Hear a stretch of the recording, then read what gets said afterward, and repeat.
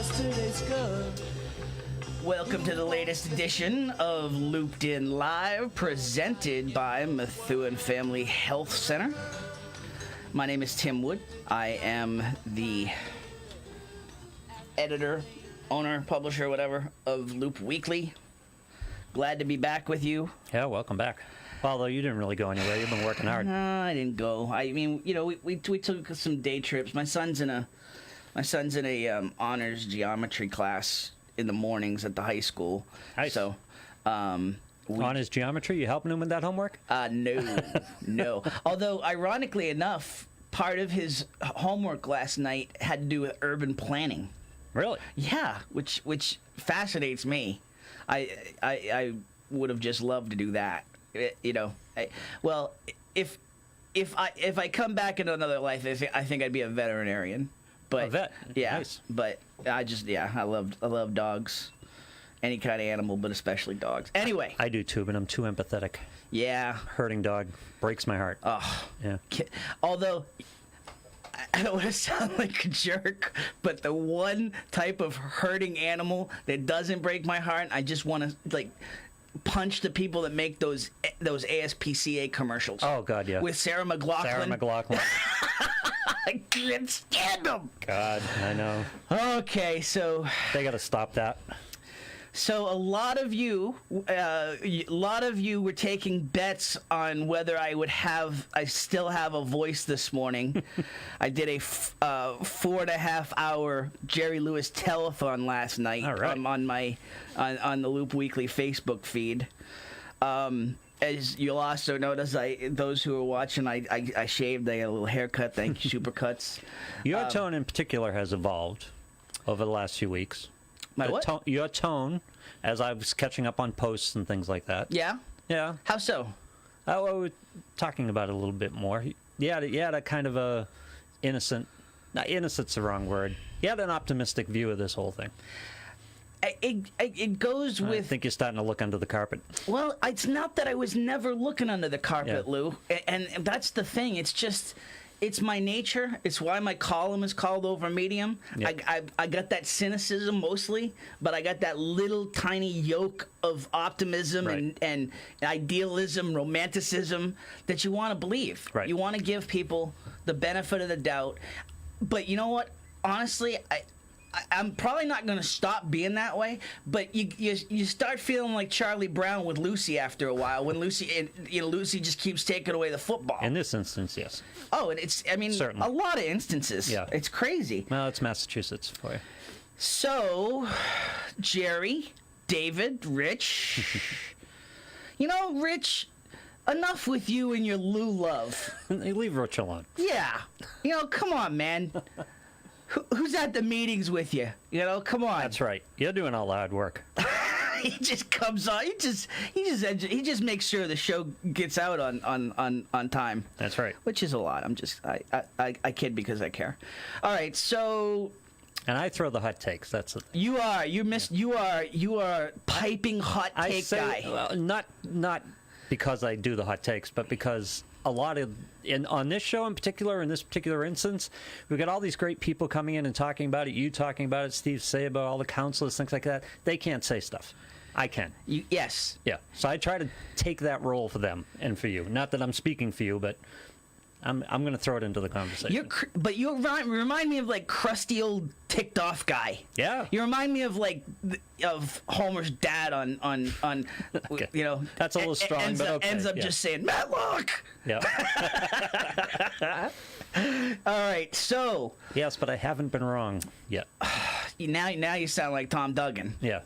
He was on last night and just kept doing his victory lap tour. Yeah. I told you. Yeah. Okay. I'm not denying it. It was, it's. Call me cynical, but I haven't been wrong yet. I mean, that's the great thing about cynicism. Good right percentage.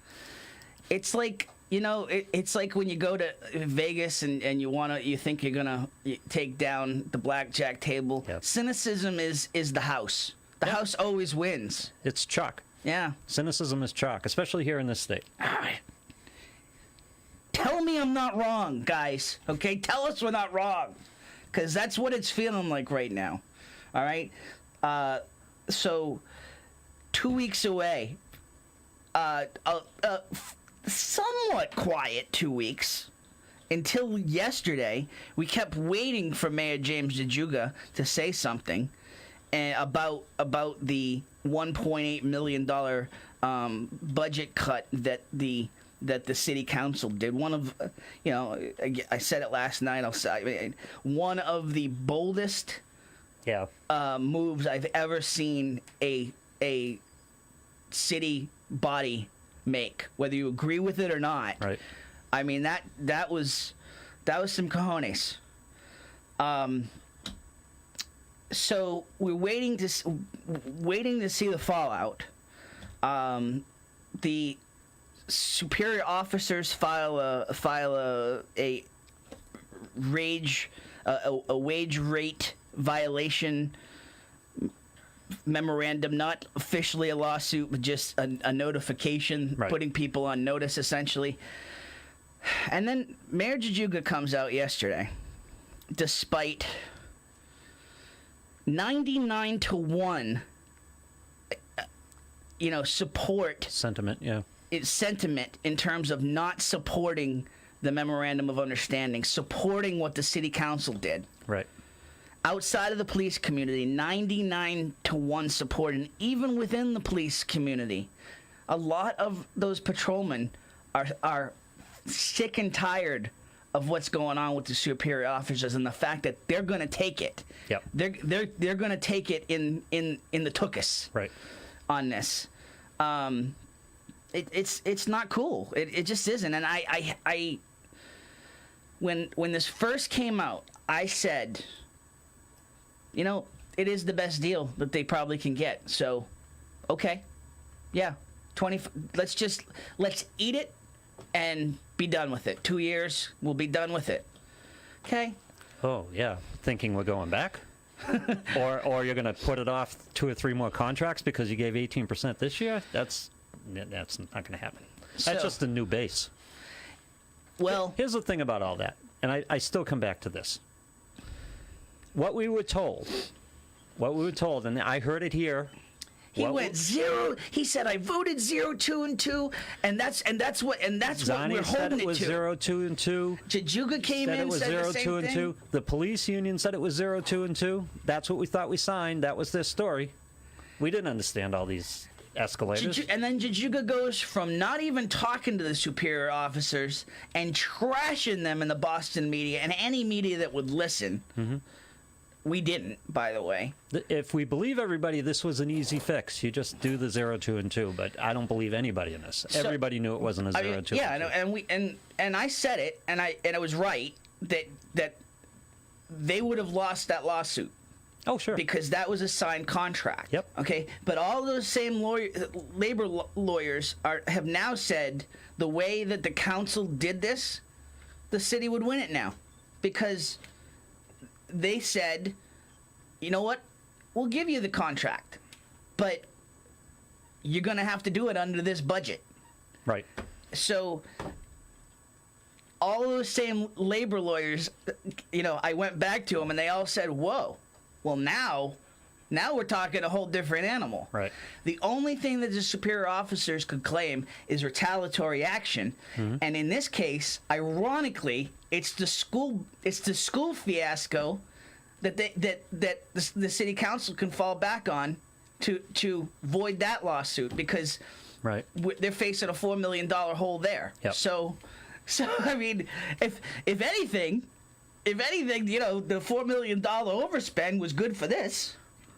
But the chutzpah here of an 18% raise in the aftermath of all this. Listen, if they came back and got 4 or 6 or something, okay, 18%, and the mayor defending it and yelling at people who are aghast by this, as they should be. Yeah.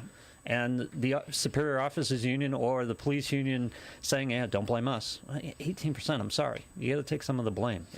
By the way, how come you get your camera like right up in your face, and I'm a wide shot Because showing my wide shot. it's the logistics of it, because my camera has to be close to the way my room is. Yeah, all right. I know. I don't even want to be on camera, but... And yet you keep putting yourself on. Well, what am I going to do? I'm just kidding. Yeah. I'm kidding. I love you. Thank It's a platonic man love, but it's love. It's reciprocal. It is. All right, well, cool. So, Jajuga comes out in the Eagle Tribune, not communicating to the city councilors, not showing up to any meetings. He's apparently been sick. Been sending Paul Fahey, his chief of staff, $98,000 chief of staff. They tell you, okay, yep. They tell, or 79 right now. Yeah. So they're telling the council behind closed doors. You got the lawyers that Jajuga's paying for, telling them what Jajuga wants said, in that we can't win this lawsuit, so you need to accept this memorandum of understanding. When I'm telling you, every other lawyer I've talked to has said the city would win this. It's the same sort of ideal as what happened with Sweetheart Inn and the Community Development Board. Just when the city seemed to be in control, Jajuga turns the tables and said, "Oh, we can't win this. I'm not paying for any more lawyers. We're going to make a deal." Right. So,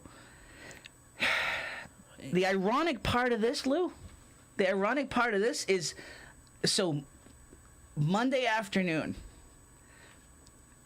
start getting texts like crazy. Monday morning, I start getting texts like crazy.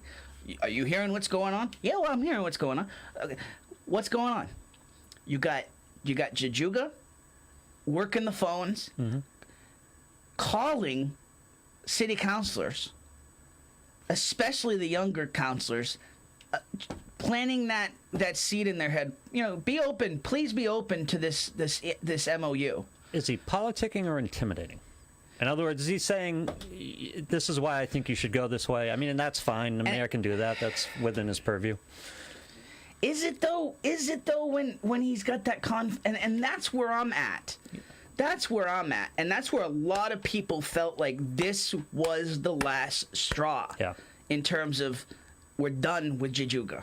You're talking about a conflict of interest? Conflict of interest. He's the mayor. He can't really recuse himself from the budget process. He can recuse himself from campaigning for a deal that gets his son a 25% raise. Yes. And he should be. Yes. The idea that he hasn't been out of the room, you know, Jennifer Canan gets up, the chairperson, excuses herself because she has a family conflict. Lynn Vidler gets up, excuses herself because she's got a family conflict. Right. But the one that has the biggest conflict of all, the person with the most power, and the person who's has the relative that's going to get the biggest payoff out of this, right, stays in the room. It's baffled me. It's mind-boggling. This whole thing is mind-boggling. It's baffled me, and now this baffles me. And you know, yes, absolutely. I would absolutely argue in any normal circumstance, it's almost the mayor's job to be working the phones, for you know, to work the agenda that he wants to work. And I mean, in this situation, it's like, wow, he's like in theory. He's actually communicating the way everybody wanted him to. Yeah. But not when you've got a gigantic elephant in the room conflict of interest and have said that you're staying quiet about all of it. Yeah. And we're going to have one of those folks on today. Ryan Hamilton is coming in, and again, I applaud him. They call him the kid. But I'll tell you what, after this whole process, this 20-year-old is probably aged about 8 years in the middle of all this, because this has been baptism by fire. The council as a whole is fighting the good fight. Yeah, they really are. I don't know what their positioning is in this, because in the end, the state's going to back the mayor and the police. In the end, that's what they're going to do. Well, everybody And pretty soon everybody's everyone's wondering, going to be painted into a corner. But the fact that they're just standing up and doing it yes. is admirable. The idea, everybody's wondering, what's going on with the Attorney General investigation? What's going on with the OIG investigation? Yeah. Nothing Right. is going to go on until after the election, if any. Not even then. Not even then, but at the very least until after the election, which... As soon as they're through investigating Lantigua's campaign oddities, Martha Coakley, as soon as they're done, 7 they'll years move later? on to this. Yeah. 7 years at a time, I guess. Yep. So Ryan Hamilton, you know, and I will, you know, I'll say this now because, you know, I talked to him earlier in the day on Tuesday, or Wednesday, yesterday. God, it's crazy these days. And he said, yeah, I got a call and I'm just beside myself. I just could not believe getting the call. And, you know, I kept that quiet because I didn't want, you know, he asked, you know, I didn't want to expose, well, you know, Eagle Tribune this morning, I would imagine, and we'll ask him when he gets here, but I would imagine it was kind of like, well, I should get out in front of this and you know, name myself as one of these counselors that was getting calls. And he did. I honestly think that he did the right thing by doing that. Was it a select group of counselors, or did he just call a council? Select group. Okay, yeah. Select group. Like, you know, he's not going to... And by the way, okay, so, and the other part of this... Mm-hmm. And again, I was kidding, and I really wasn't kidding, but I meant to get some soap opera music to put behind this whole conversation, because this is, I mean, it's crazy how much this is reality TV, soap opera, all of it mixed in. So all of this is happening behind the scenes. You've got Jajuga making calls. You've got patrolmen calling the counselors, giving them, you know, please don't fire me, because apparently they're getting directive from officials. Sure. And I, whether, you know, I don't know if it's Solomon, but it's somebody higher, you know, higher than the patrolman's pay grade, saying. Well, it's pointed out that the patrolmen are going to take the hit. Saying if this action by the council stands, we're going to lay off 20 to 25 of you. So if you want to fight for your jobs, call these counselors. And that's been happening. Mm-hmm. And then on top of that, which is the craziest part of this, I'm hearing that Sharon Pollard's backers are putting pressure on some of these counselors.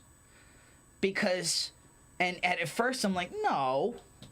But if you think about it, Pollard actually likes Solomon likes Solomon a whole lot more than she hates Jajuga. Yeah. As much as she hates Jajuga right now, that's kind of a evolving situation. Right. That could go either way depending if he sure. You know, how this Sweetheart Inn plays out. So then I'm hearing those calls are happening, and those pressures are happening, and you know, whether I have it on good sources, so and that's why I'm even saying anything. So, you know, Jessica Finicaro has come out and said, I can't be bullied, and I appreciate that. You know, if you can't be bullied, just know that people are watching. That's all. And I said it last night, I'll say it this morning. You cannot be a social media bully on this one. You cannot just, if you care, you can't just sit on the social media sidelines on this one. You got to show up to Monday's city council meeting and pack that room. I am, you know, I'm not trying to incite the masses, but I'm just telling you, that's how this gets done, okay? Those city councilors need to know that you're watching. They literally need to see you holding up a phone, Facebook Living the meeting. Yeah. So why are you reluctant to incite the masses? Huh? I think the masses need to be incited. I'm trying to be objective, okay? Like I don't want to be that guy. You know, I don't, but And folks have said this. Well, why don't you lead the recall? No, citizens have to care on this one. I'm sorry. Yep. And it can't be Sid Harris, okay? And it can't be Ryan Dugan. It can't be all the 5 people that usually show up for city council meetings. It needs to be a collective mass effort, and there needs to be some organization to it. That's the other part of this. If you really, and so what has evolved in the last 24 hours, okay, is a lot of people felt that what happened with the way Jujuga's handled this and not handled it and seemingly worked us all over on this. This is the last straw for a lot of folks. A lot of the folks, myself included, who were like, recall. I mean, that's a bad idea. That's a bad look for the city. It's a lot of work for,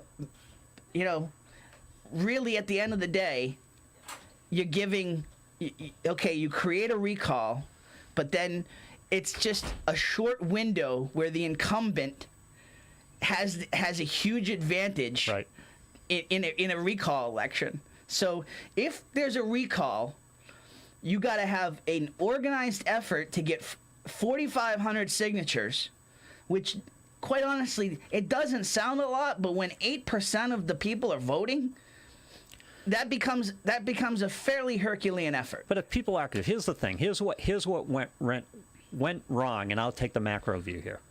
The reason that the public unions have been catered to so much is because they have the numbers and they have the money.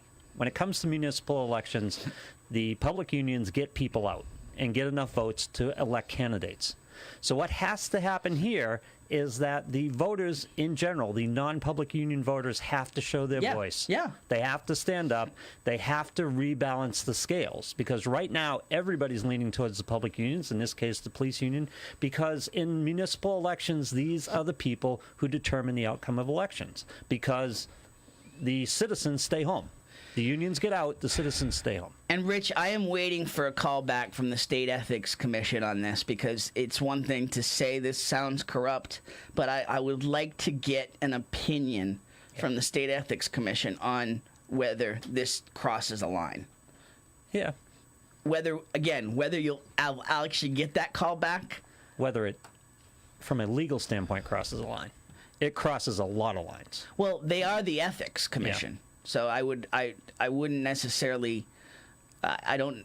Well, again, I guess they're ruling legally, but they're also ruling on ethics as it applies to officials. Mm-hmm. I don't. We can, that's a whole. Okay, so the call-in. That's a white whale. It's not going to happen in this state. It's not going to happen. The call-in number. 978-659-0072, and I'll pin it up there. 659-0072. Listen, and by the way, if you're watching, Mayor, listen, you came on the show. You know I'm going to give you a fair shot. We've had discussions. I have my opinions, but I'm going to give you a fair shot. So if anybody from the mayor's office wants to call in and discuss this, perfectly welcome, and you will not be walking into the lion's den. Opinions are opinions. Yep. But I do aim and have overall been fair to all sides. What's the argument, by the way? What? What's the argument for an 18% raise? The argument is this is the best deal we're going to get, and avoid the lawsuit that could become triple damages and cost us millions. That's the only one that works, by the way. That's the argument. But there's no other argument. Right. And that's the argument. Everybody that's hit me up in these discussions that says, well, what's the alternative, Tim? It's a fair question. I mean, but I didn't really buy the whole 0, 2, and 2 thing to begin with, because they had a signed contract. But I'm just saying that you want to hold your elected officials to what they say. I mean, Jujuga could not have been any more adamant. Right. Within the way he said it, the volume he said it, the Zani as well. The tension he said it with. It's 0, 2, and 2, and that's what I'm paying.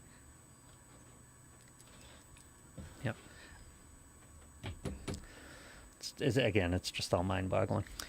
It really is, especially when you look at the funding of the school department. And I have my beefs with public education, but they're underfunded. They need the money. There's too much money going into this contract.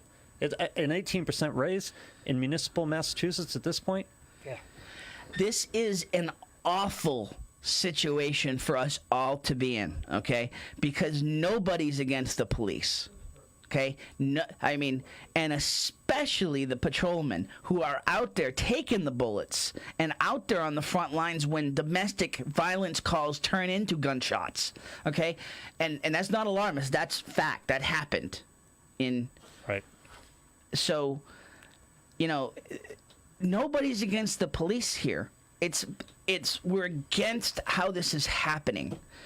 I don't want to take jobs away from people, okay? Nobody's against the schools. Everybody's like, had a lot of folks come on and say, well, class sizes are going up and teachers are spending $3,000 on supplies.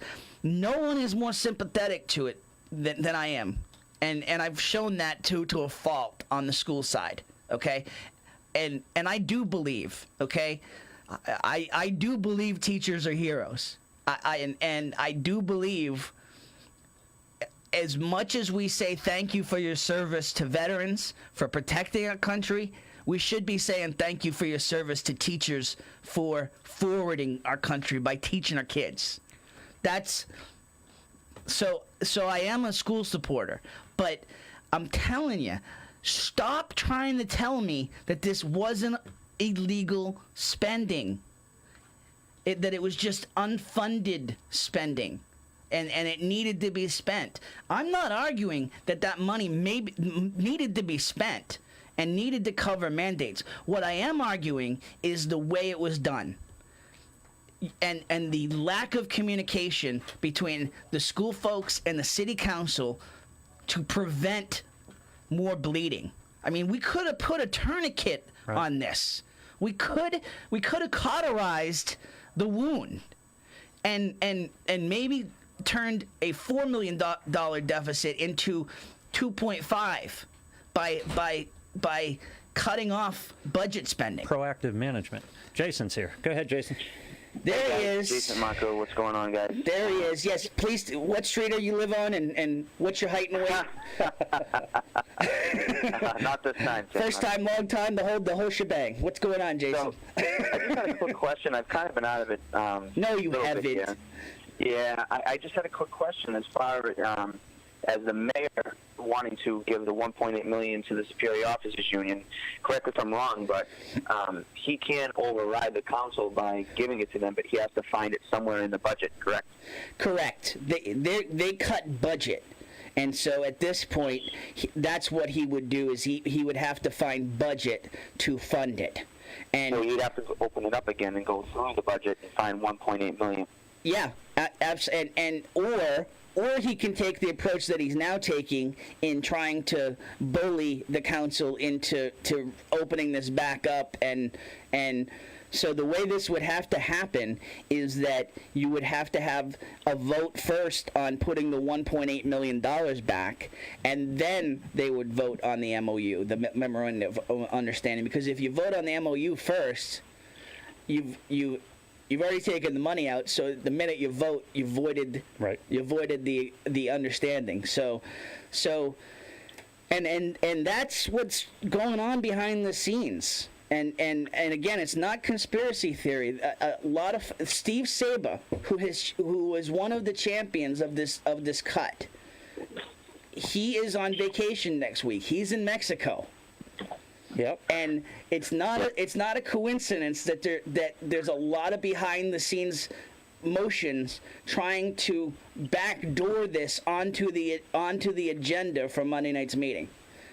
And another thing I want to bring up too is, being in the position that we're not going to say names, the select person is in, and knowing that the city is upset in regarding the police contract and the audacity of asking for the percentage they were asking for the first time. To go ahead and resurface this again, knowing that the people that voted don't agree. No one. There's not one person that I could name of I have friends that are police. I have friends that are firemen. I don't know one person that doesn't argue with me saying you're wrong, Jason. They deserve it. There's not one person. If I mention it to anybody, firemen, policemen, they give me the look, the look of shame. Yeah, And it's unbelievable. I tried to argue it just as logic at first, that this is probably the best deal, so let's just take it. I mean, to say that I got slapped on that, and whether you're an elected official or you're a show host, you should listen to your viewers or your residents. And so, I listened. I get it. 99-1. Yep. Percentage-wise, nobody wants this. This goes back no matter how you word it, no matter how gently I tried to word a poll, how favorably in favor of logic or in favor of supporting the police in the wording of a poll, it never got beyond 90-10. But it's 99-1. You're talking about this is the best deal you can get. That's another way of saying that the police were not willing to take less than 18% because they could. They had ground to hold. The police could have taken 6%, which would still have been a massive raise, and they'd be that much better in terms of public opinion. They drew the line at 18%. I think that's galling. And by the way, I'm not going to put words in his mouth, but I would be willing to bet you that our next guest would be okay, and I bet a lot of citizens would have been okay with 6%. Yep. Yeah. Or the 4% that's supposed to be like a contract. Still a little high, but it's not going to bankrupt us, or it's not audacious. Private sector unions like I'm in would be happy to get 0.33. That'd be unbelievable, unheard of, excellent, and people, unions, all of us, because we all watch this. This is all part of the democracy that we're part of. We're laughing. This is pathetic. Who goes after 20% when your city's in a huge deficit and financial trouble? Who does that? That's a slap, in my opinion. So Nick DeZoglio, please make yourself clear on the comments. Just saying if it gets to that option, it's a hypothetical right now. I'm not sure what you're pointing towards. So, sorry, Jason. I'm trying to listen, keep up with the comments, and keep everything moving. But yeah, I mean, listen, I feel you. You are not alone in this confusion and disgust. Is that the police and the people who voted the initial contract foisted this raise on the city of Methuen, and no one is backing the mayor talks about the right thing. The right thing isn't an 18% raise. It's not the right thing. And I just listen. The audacity for the mayor right now to call out the city council to do the right thing. Right. Is just. What was the word backdoor politics you used? What was the gutter politics? Gutter. Thank you. Gutter. That's all I have. I'll hang up now, but I keep my peace and I'll keep listening. Thanks, guys. Jason. Thanks, Jason. He gave us the big speech about his chief of staff too. How that was all base politics, and because he wanted to get his chief of staff $20,000 more, and we were the ones getting accused of politics. Yeah. I mean, I was playing. If the right thing were done initially with this contract, we'd be in a completely different place right now. Yes, we would. So if we're going to get high and mighty about the right thing, if we're going to talk about the right thing, let's be consistent on what. Let's not move the bar on what the right thing is, because that bar has been moved multiple times by the mayor already on what the right thing is here. So, all right. I don't like the euphemism. That's the best deal we can get, because it's a euphemism for the police wouldn't take less than 18%. Yeah. This all has to come back to them. They have to take the heat for this. They can stand their ground. They may have legal standing, and they may have a contract, and we can talk about how they got the contract. But they may have a contract, and they can do this, but they shouldn't do this, and they shouldn't get off the hook for deciding to do it. They should take all the heat they can take for taking an 18% raise in this economic climate. And again, I hate that this comes down to that we end up hating on the police, we end up hating on the schools, but the result is your leaders have have boxed us in. Let me help you with on this because I used to be married to a teacher, so I went round and round. You're not hating on your wife or on your then wife. You have to separate the rank and file from the unions. Yeah. I'm not, and essentially, I'm not talking about police officers here. I'm talking about the police union. When I talk about school budgets, I'm not talking about the teachers. I'm talking about the teachers union, and they are separate things and have to be treated separately. And by the way, this is not the only deal that can be done here. No, it isn't. This is not the only deal. The mayor could step in and force the police chief to cut superior officers. The police could do the right thing. That's the other deal that's possible. And the police could do the right thing, and the contract could be changed so that there's not bumping rights, so that this all trickles down to the patrolman, which is a joke. Yeah, is that a city escalator or is that a state thing? Is that a state template or a city template? Pretty sure. I mean, I'm pretty sure it's just a template that most of these police unions use. Period. So they may not be able to deviate from that. Otherwise, they face their brothers on the state level. But the right thing here is a more moderate raise than 18%. Heather says a true leader wouldn't be whining and lying that they inherited this mess. Spot on, Heather. Couldn't agree with you more. The idea that, I'm so frustrated with the concept of leadership here, and I will tell you, okay? So, one of our former mayors is releasing a book. Well, I'll talk to Jay. Jay's talking about unions and the good, bad of unions. And I admit to an extent, except public unions, there is no good in public unions. No. No. And Jay, it's funny you mentioned Malden Mills, okay? Because this plays into part of so Dennis DeZoglio, the first modern mayor of Methuen, he has just published a book, and it's not a tell-all, but he goes through his principles for getting elected, what leadership is, what building consensuses is, how the inside baseball of how he got things done. Right. He tells stories just about how he got things done, how things went south in certain situations. It's called The Value of Political Capital. I got it on Wednesday. I read it. I mean, it's an amazing book. This will be a book that will be taught in the history of Methuen class at the high school. It is a textbook for anybody who wants to run for office. I'm telling you, not just in Methuen. Like candidates could end up. I mean, it's that fascinating. It's that good, and in it, he talks a lot about what leadership is, and leadership is not what we're seeing right now. Leadership is not avoiding the council, not avoiding the you don't avoid the public and pout and take your ball and go home when you're not happy the way things are going. Those are the times where we need leadership more than ever, and we're not getting it. I think he's scolding the council and the citizenry for taking a leadership role. Yeah, I think the citizens are standing up and taking a leadership role. Yeah, for getting in his parade into the sunset. His changing of his legacy. We're getting in the way, essentially, and this, and we're gonna try to have Mayor DeZoglio on in the coming weeks to discuss, because it's so fascinating. I interviewed him, and it will be in the next edition of Loop Weekly. It's just fascinating.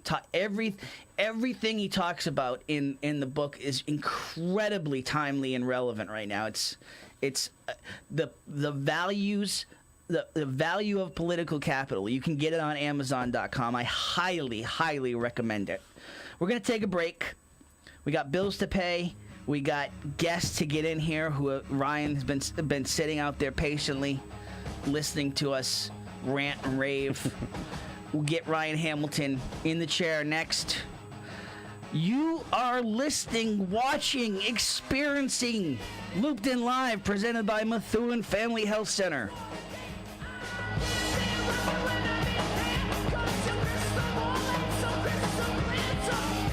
All right, right, a big shout out to the folks over at AFC Urgent Care. They've been big supporters of us since the beginning as the title sponsor of Ranger Nation Radio, and we are big fans of theirs.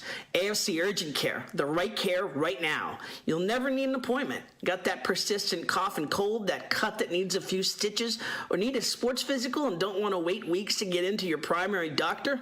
AFC's streamlined approach helps you be seen quickly and feel better fast. In Methuen, in the Merrimack Street Medical Professionals Building, 380R Merrimack Street. In North Andover as well, in the Burton Grill Plaza. 8 to 8 Monday to Friday, 8 to 5 Saturday and Sunday. Go to afcurgentcare.com for more details.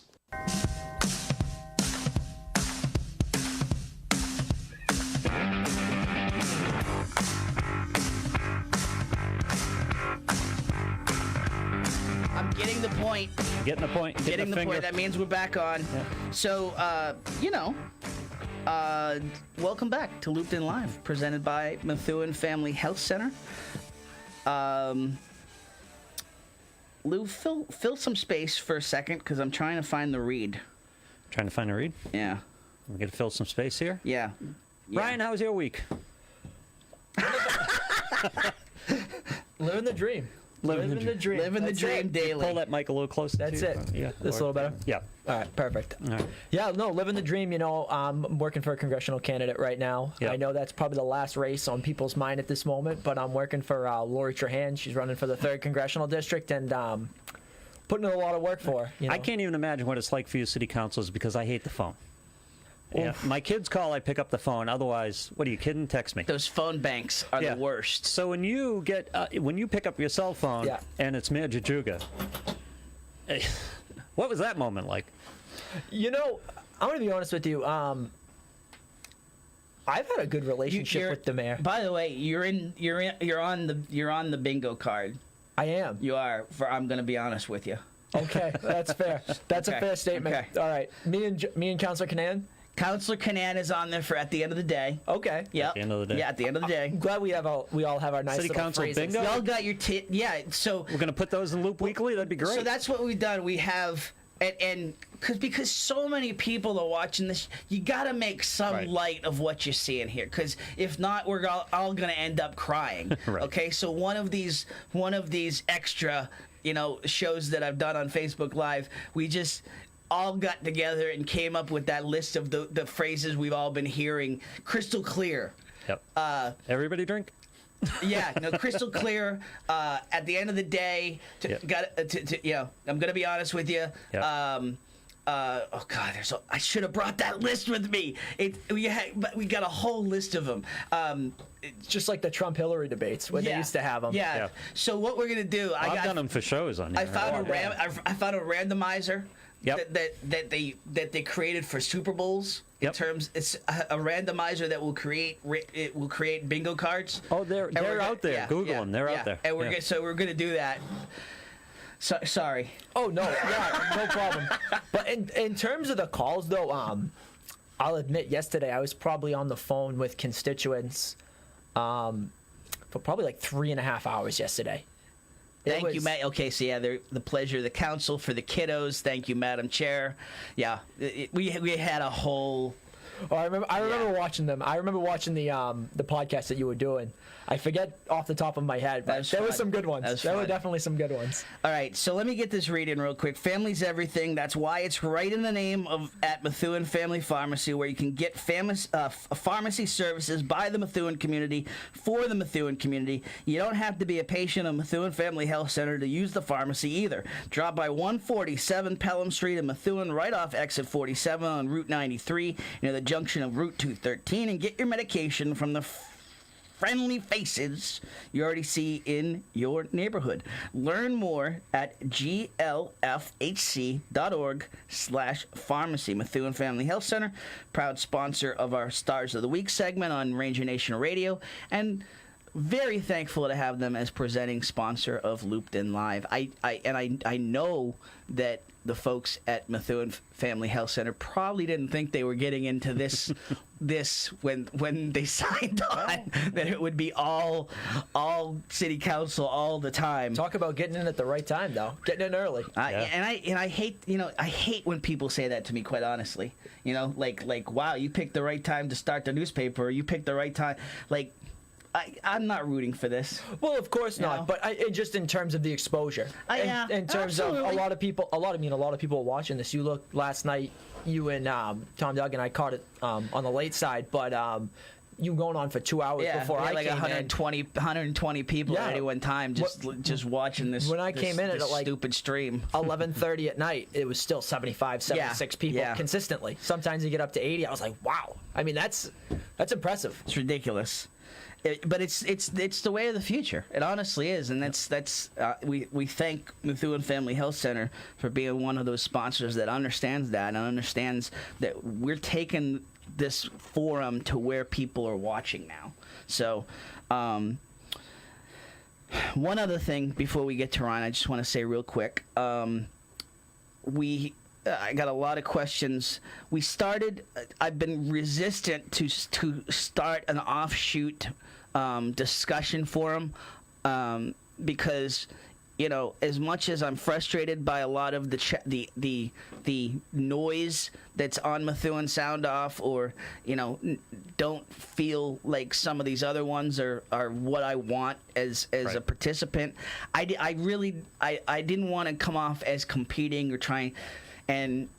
But I decided, and some friends and family, we just decided, okay, let's just start one, because that way we can keep all of the Trump noise and all of the folks that aren't from Methuen out of the discussion. If you live in Methuen, be part of the Methuen Today group.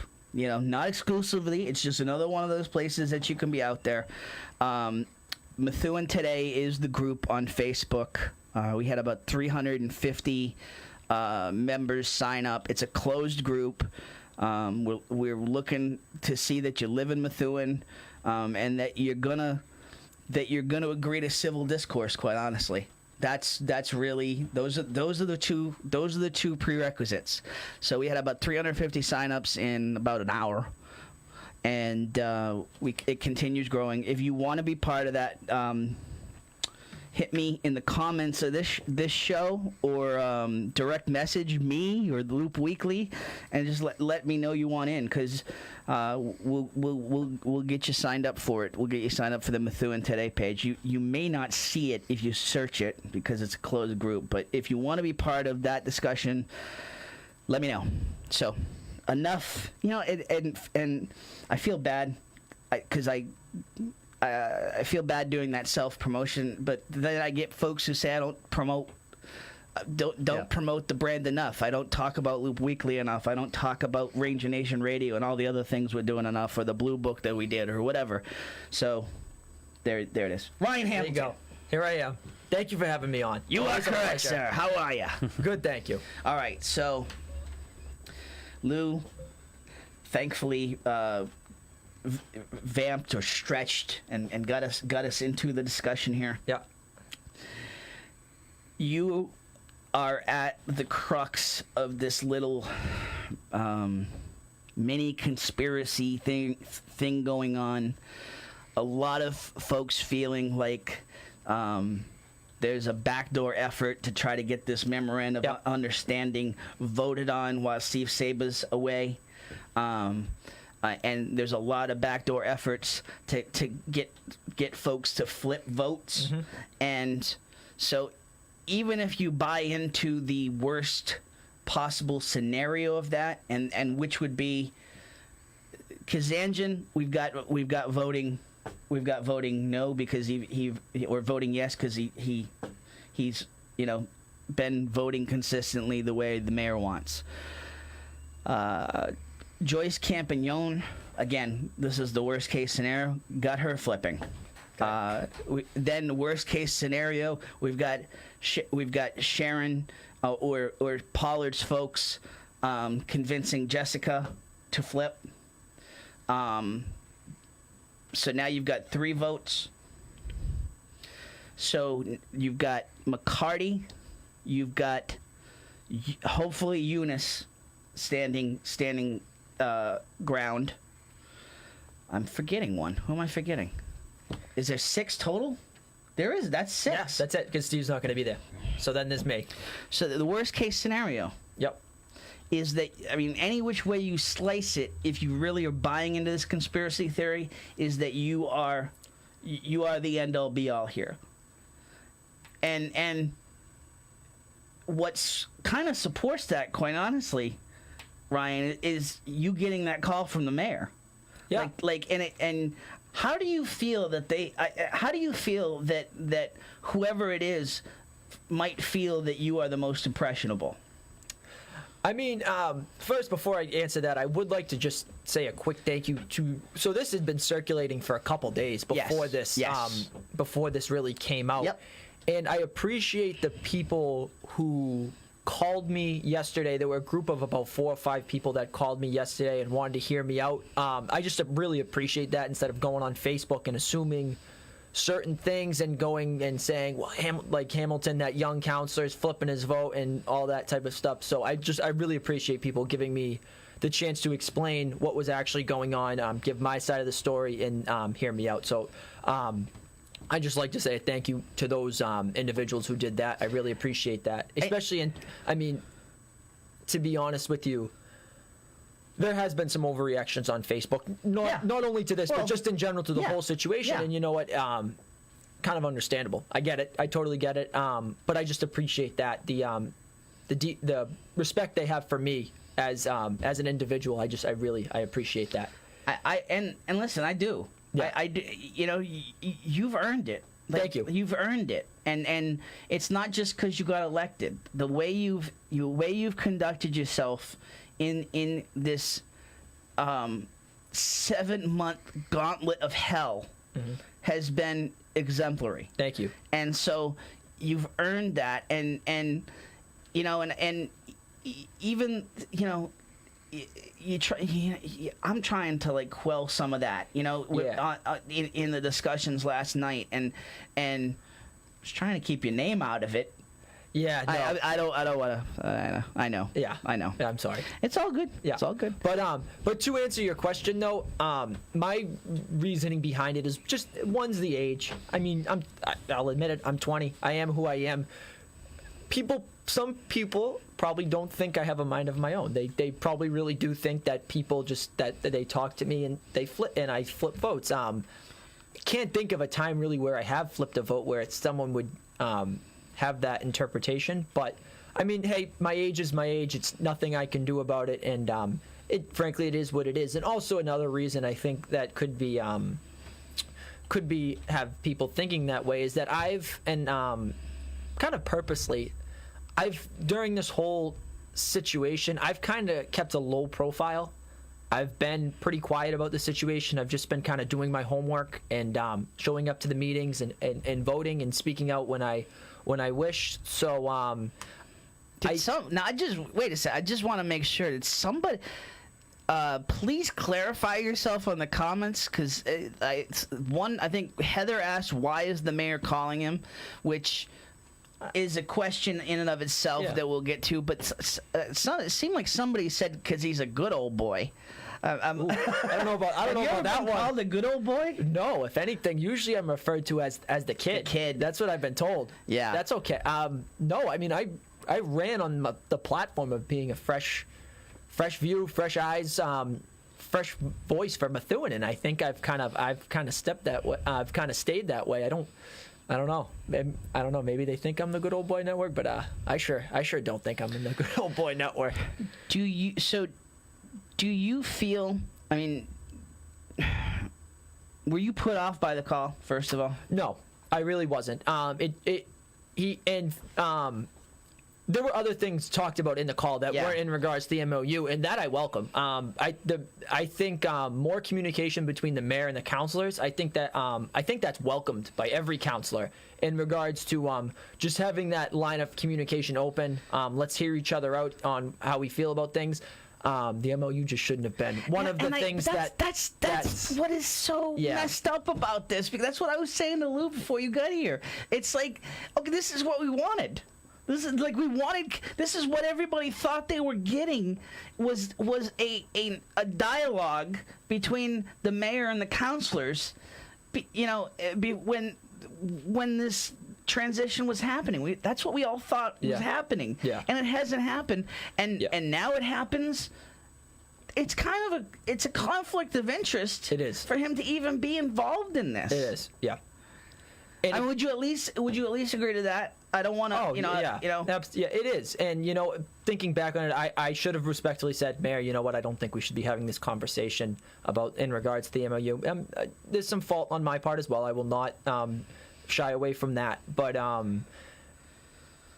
I should have said that and said, well, if there's anything else you'd like to talk about, more than happy to talk about it with you. Because we did talk about some things, some other things, and just in regards to how things may change once this is over. And one of those things I pretty confident I can say is lines of communication, what we were just talking about, kind of opening up between the mayor and the council, because I personally have felt that it has kind of seemed as though that those lines of communication haven't been there. And I understand it's been a tough time, and he obviously can't talk about certain things, just like other counselors can't talk about certain things, just because of the way things are, and that's perfectly fine. That's why we have conflict of interest rules, to protect those individuals who have that situation.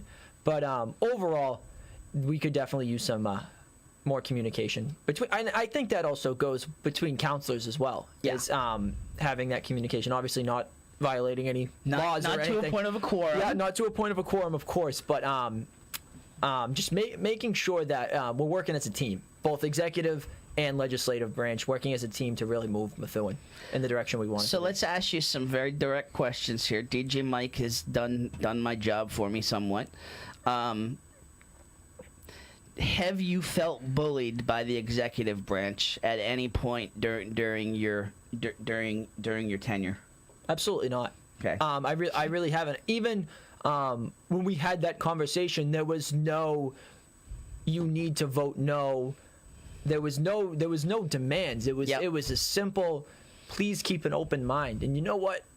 I always keep an open mind, and that's frankly what I said. And really, the conversation stopped there.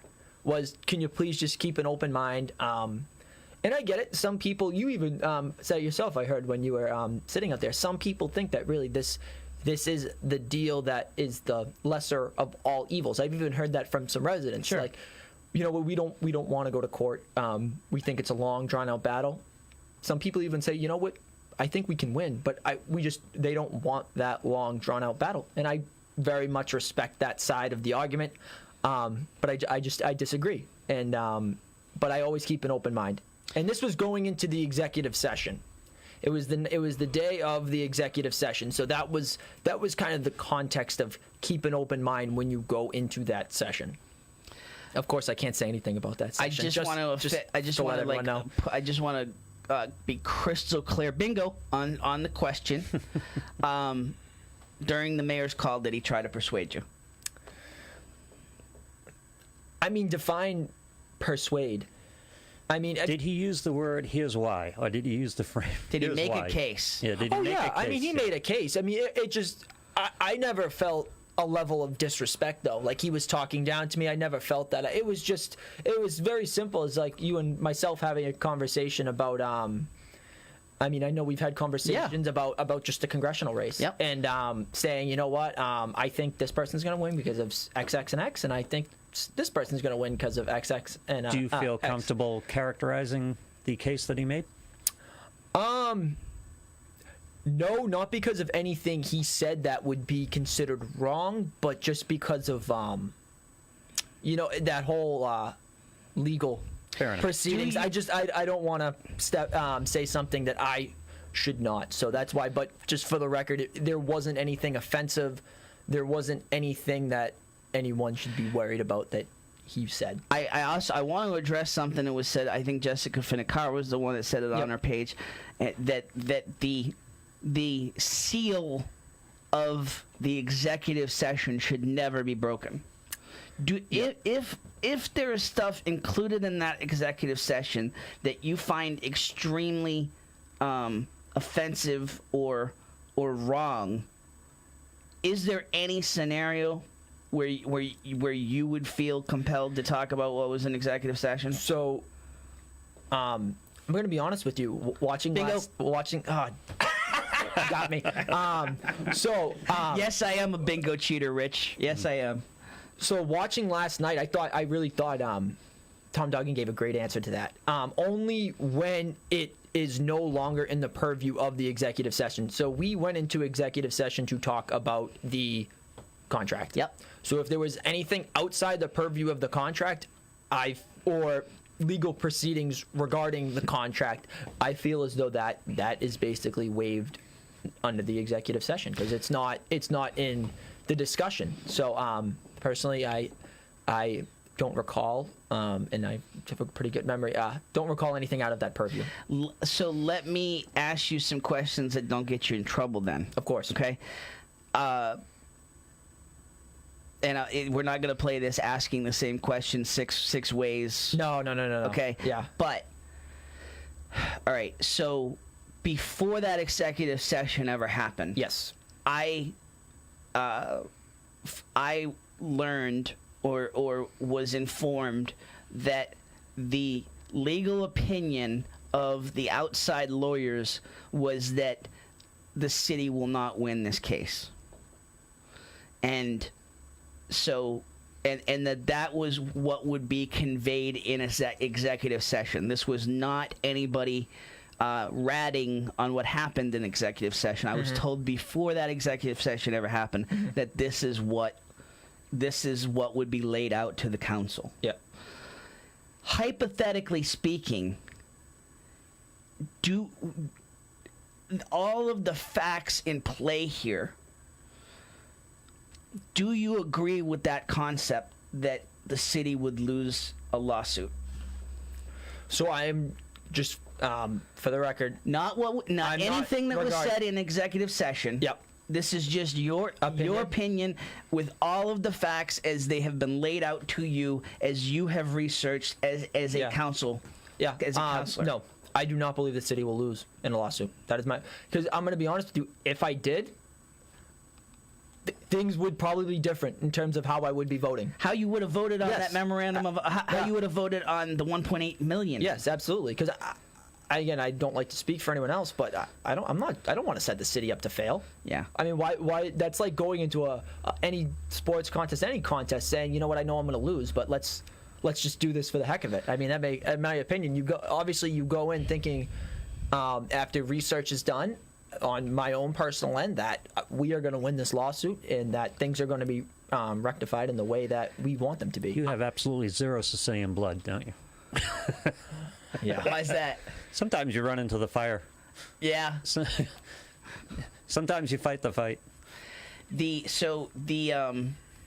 In terms of what I've put out there, in terms of my reporting, Yep. in terms of talking to these lawyers, and the ones that were saying that the contract was valid, that the city would have lost in that case, and now with the way you guys have taken this action, that you guys would win. Yeah. I mean, Is we that have what- we have no. we Have you not a consulted position. any lawyers outside of those outside lawyers that are representing the city? Yes. And you've heard Similar. Yeah. You've heard to what I'm hearing. Yes. Okay.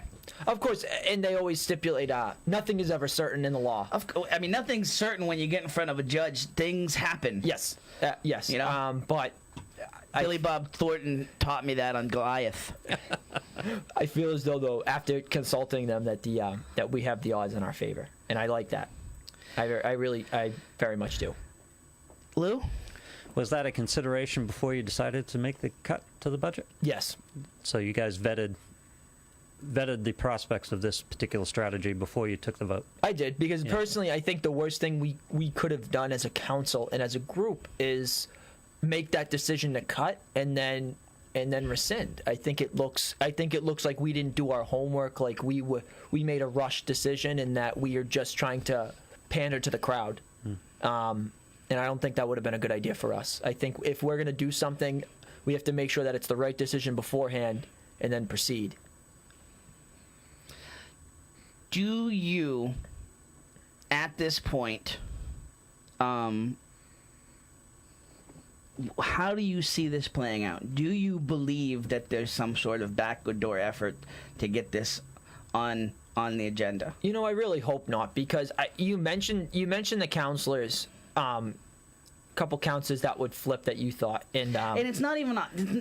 Let me clarify. It's not even what I think. I'm putting this as a worst case scenario in terms of the things that I've been hearing. Yeah. If indeed the Pollard camp is calling in markers with Jessica for what they did for her during Katie Ives' campaign and how they helped her, gain prominence during that campaign.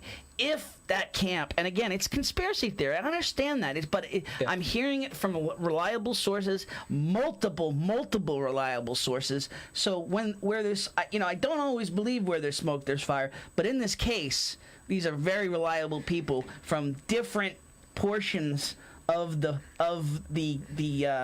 front lines. Yeah. So if there's not a chit involved here, one way or the other, past or future, why is Sharon Pollard involved in this at all? There's no other reason. So, and Tom will make this argument that I think Sharon Pollard has way more power than she does. And listen, she's a former mayor. She's very good at communicating to folks behind the scenes. Okay. She has influence in the Democratic Party. She has influence in the Democratic Party. She has embraced that role, and I think when I think of Sharon, I think of, and you maybe you'll appreciate this. This is an old fart reference. Gene Michael. Gene Michael, yeah. the former manager, general manager, all of the things. When I worked at the Yankees, okay, Gene Michael was by far the most influential guy in George Steinbrenner's ear. Yes. At all times. It was uncanny, okay? And every time that conversations came up, whether it was managers needed to be hired or general managers needed to be hired, Gene Michael's name was always there. And then you talk to Gene Michael, and he would always say to me, "Why would I? Yeah. Why would I do that? I've got the best seat in the house right now, and I'm not getting any blood on my hands. Right. And I'm not taking any heat in the media, and I'm getting paid." This is what I think in terms of Sharon. She like, there's no need for her to be out in front of this when she's able to kind of move the chess pieces around the board, with communication, by the way, and with wielding influence. I'm not calling it illegal. At all. It's what good politicians do, quite honestly. Influence is currency, and she has some currency. Influence is the value of political capital. She, whatever you think of Sharon, she has earned it over the years. So if you are to buy into this concept, that's all I'm saying is that if this is actually happening, which it doesn't make it on the surface, it doesn't make any sense, because she's been so at Jajuga since this Sweetheart Inn thing went sideways, since this historic vote went sideways. Her, Tom Lucy, her husband, and everybody, all of Sharon's friends have been incredibly active on Facebook in just savaging Jajuga. Mm-hmm. Okay, but. And I won't say who said it to me, but a very wise person, and a very somebody that's been here for a long time and has survived a lot of different political earthquakes, said Sharon likes Joe Solomon more than she hates Jajuga. Yep. Sharon's love or like of Joe Solomon is not wavering, whereas her hate of Jajuga could still be moved to love if he was to move on this Sweetheart Inn deal. So, yeah. So okay, that was long-winded. That was a I gotcha. long-winded way of getting to this in terms of how we get to this conspiracy I theory. mean, I can say just along the lines of former Mayor Pollard, her and I are together. We're both endorsing Lori, so we talk quite often, and I will say, I always hear people saying, she has a lot to do with things behind the scenes, and I'll say I've never had that experience with her. Another one, just like the conversation I had with the mayor, I've never got a call from Sharon saying, basically, honestly, talking about anything Methuen. It's usually always talking about Methuen, but in regards to Lori. So And I will say, just in my opinion with her, I very much like former Mayor Pollard. I think she's a very good person, And I have a great relationship with her, a working relationship as well, and I've never had that experience. And Tom, that's just my. Tom makes it sound like I'm saying this in an evil way. I'm not. Yeah. I'm not calling her gargoyle or like this or Darth Vader. That's not what I'm saying. She's in a position of earned political respect. Yep. And you're right. Yeah. No, I get that. You're right. You're right. A lot of the conversation, when the former mayor and I have talked, and she's been gracious enough to lend me her ear a few times. There's no devious discussions. Yeah. She's She has juice. But she has juice. She goes out of her way too many times when we talk to say. And yeah, that's not necessarily a negative thing. I'm just a but she private has citizen. juice. Yeah, no. So I kind of laugh, because that's a big, in terms of how often that has been said in our conversations. That's a bingo term. She too. has juice in the ruling party of the state. Yes. Yeah. She's influential. But to take us back to the worst case scenario, Yes. I just think this council has been so different. I think all of us ran on being different, and I think so far, knock on wood, I will say, we've delivered on that progress. One thing being going through the budget line by line and taking the time. You're all good. You're all set. Knock on me. All right. Thank you. Sorry. I got that right there all right. too. But and I think if we revert back to this way of, Councilor Saba's taking a vacation, and I will say I think all the councilors have earned a vacation at this point after the many and long nights we've spent in the City Hall chambers. I think to kind of get that on the to get that piece on the table and take it off the table and vote on it, I think it would just be we'd be reverting back to old tactics, and I think it would put a bad taste in my mouth after so much good that we've done and so much due diligence that we've done as a group to revert back to that. I'd be very disappointed. I'm going to be honest with you. I plan on stopping it if that were the case. This is just campfire talk. Stopping it in turn. Hold on. I'm sorry. Yeah. I'm sorry, Lou. Stop. So if you had to charter object, would you? My first way is stopping it myself, and I would hope another counselor just walk out. Wouldn't have a quorum. Can't vote. That's wrong. That's the easy way. Yeah, that's the easy way. Or we could charter object. That's another way too. To answer your question, yes, I would, because I think that's wrong. The reason why I voted not to take it off the table specifically was because George wasn't there. And again, I think, and I never like to assume, but one could assume that, and to be fair, okay, that is what freaked a lot of people out. Yep. No, exactly. And that goes back to I'm glad people and called that's why me I to check called that you. out. Yes, Yeah. you did. And that was my reasoning. And you know what? A counselor brought it up and said, you know what? Would his vote have mattered in the grand scheme of things? And I said, you know what? Probably not.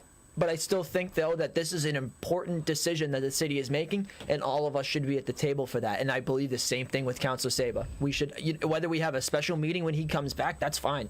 We can have a 10, 20 minute, 30 minute. We're a little talkative as a group, so we'll probably last on the longer side. But I'm definitely coming. I'm definitely in for having a special meeting in mid-August, when Councilor Saba comes back, and to hash this out. I'm not trying to put it off, but I also feel as though everyone who has a seat at the table should be at that table. This isn't relevant to this, and this is just campfire talk, and Yep. it's more philosophical, but it's 2018. Yep. Why can't a city councilor vote from Mexico or wherever the hell he is? That was actually something that I had a Somebody conversation. brought that up last night. Why can't he vote by proxy? Yeah. And actually, Why can't he vote by FaceTime? This has been a thing in municipal governments for several years now, and it's like the technology has changed. Yeah, and I was talking to someone about that I forget off the top of my head. I think it was the solicitor, to be honest with you, but I'm not positive. And that's something I think we should address, specifically for something as controversial as this, because during the summer, and people they go away. People have vacations. They have family commitments. I will say they have wireless, I hate to do this to Councilor Saba, but I mean they do have fairly decent cellular service in Mexico. Oh yeah. No, it could be done. It's just we have to change our rules to allow it to be done, and it should be, because I mean, there's you're gonna hate me for saying that. Well, there's no reason why we can't, specifically when we have a vote as important as this, just to be like, Steve, you know what? by the way, just as an example, just as an example. I mean, it could be. We could have had George do it too. George could have been. And we could have taken off the table wherever George was in a gun quitter or whatever. Yeah. You know, I mean, if I can just set up a Facebook Live and do it in my office, or really, quite honestly, anywhere. Yep. You know. We do have the technology. Absolutely. As the $6 million man said or something. Yeah, absolutely. God, aging. Yeah, I know. So especially when I'm sitting here next to Ryan. I know, right? So Dan Shabilia brings up a point, and it's something that I did not raise last night, but city solicitor Richard D'Agostino, when we were going through the budget process, I want to and you know, answer as you see fit, but my impression in his discussions during the budget process was that I got the feeling in his wording, and lawyers, know how to word things and know how to deliver messages.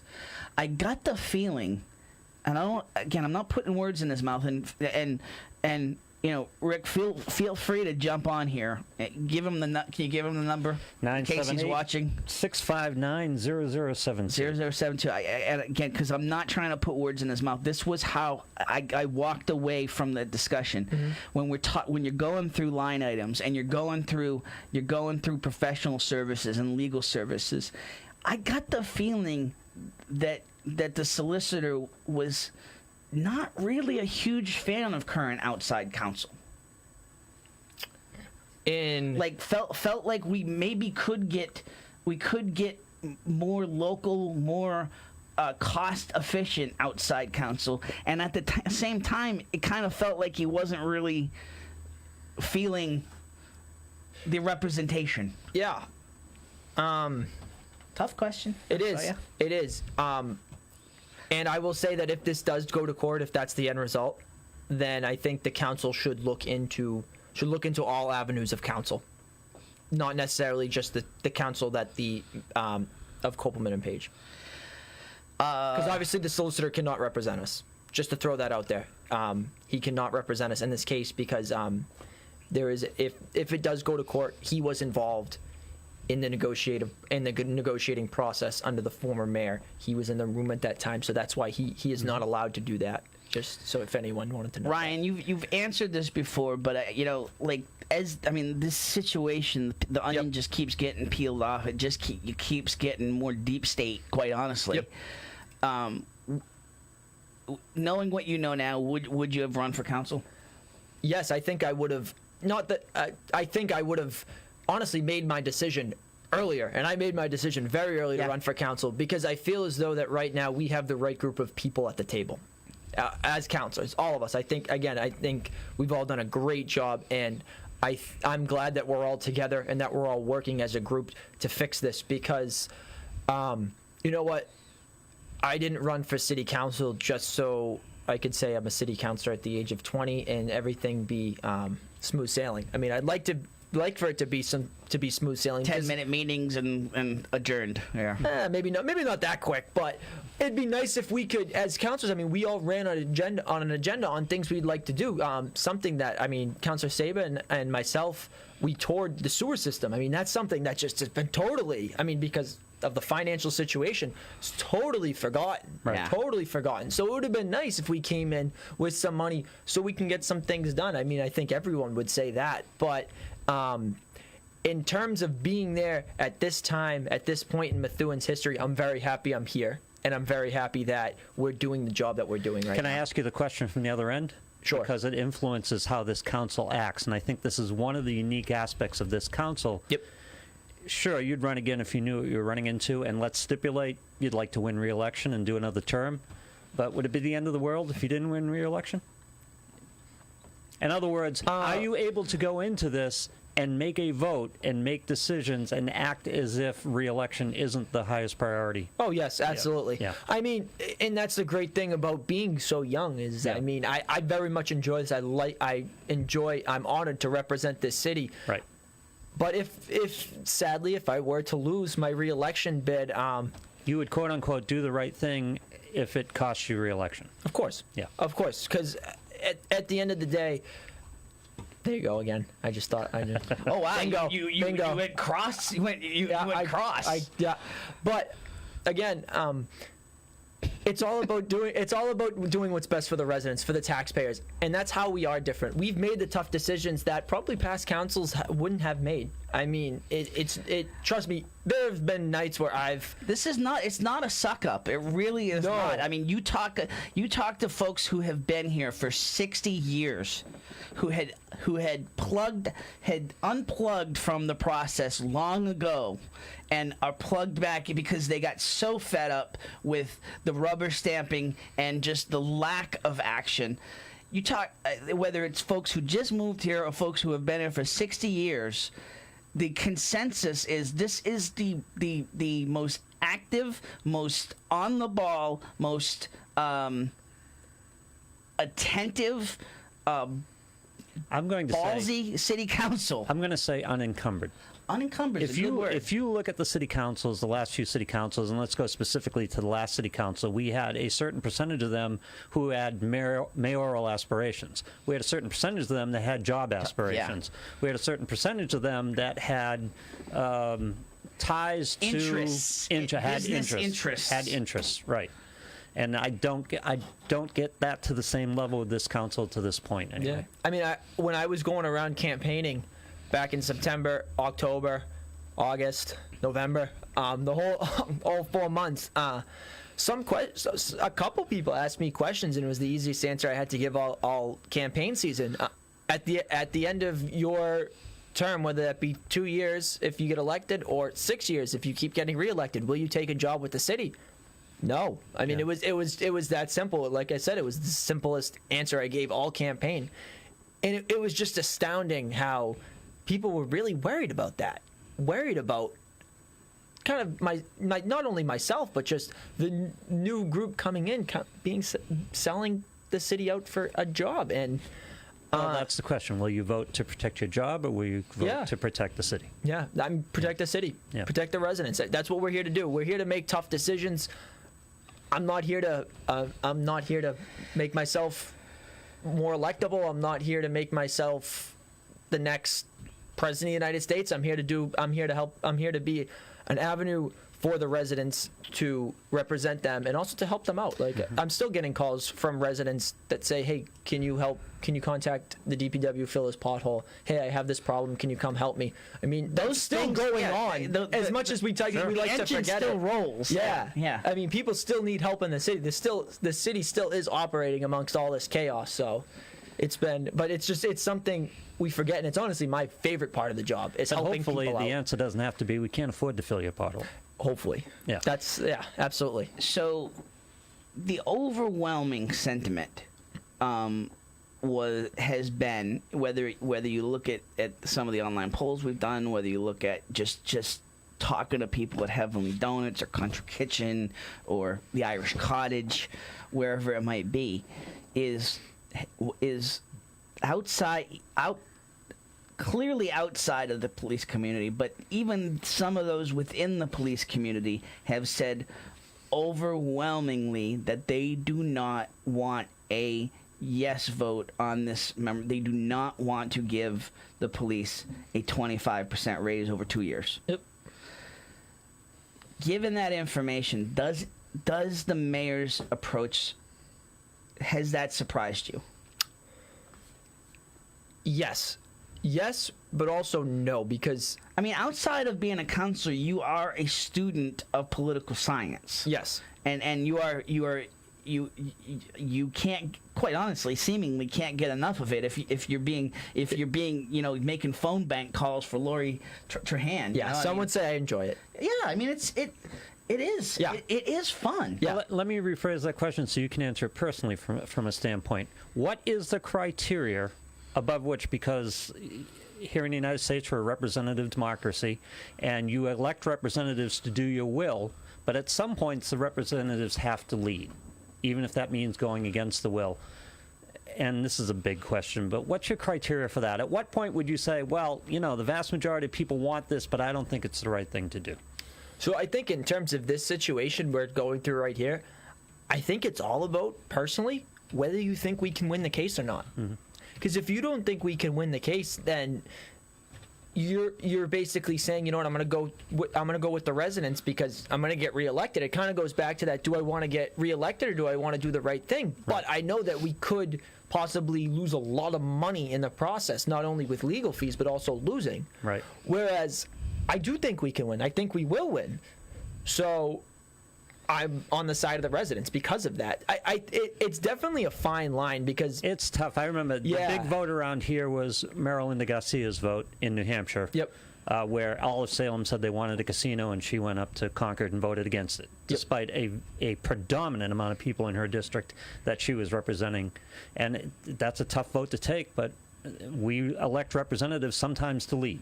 Not to follow, but it's a very tough decision, isn't it? It is. It really is, because it and she was wrong, by the way. But yeah, sometimes a leader is right when they go against the populace. Yeah, and it all comes down to, I mean, it's as simple as... It's a fair point. Sometimes the people aren't right. Sometimes they don't have all the information. I mean, vote your conscience. Vote what you think is the best thing to do, and if that goes against what the people think, explain it to them. At least have that dialogue.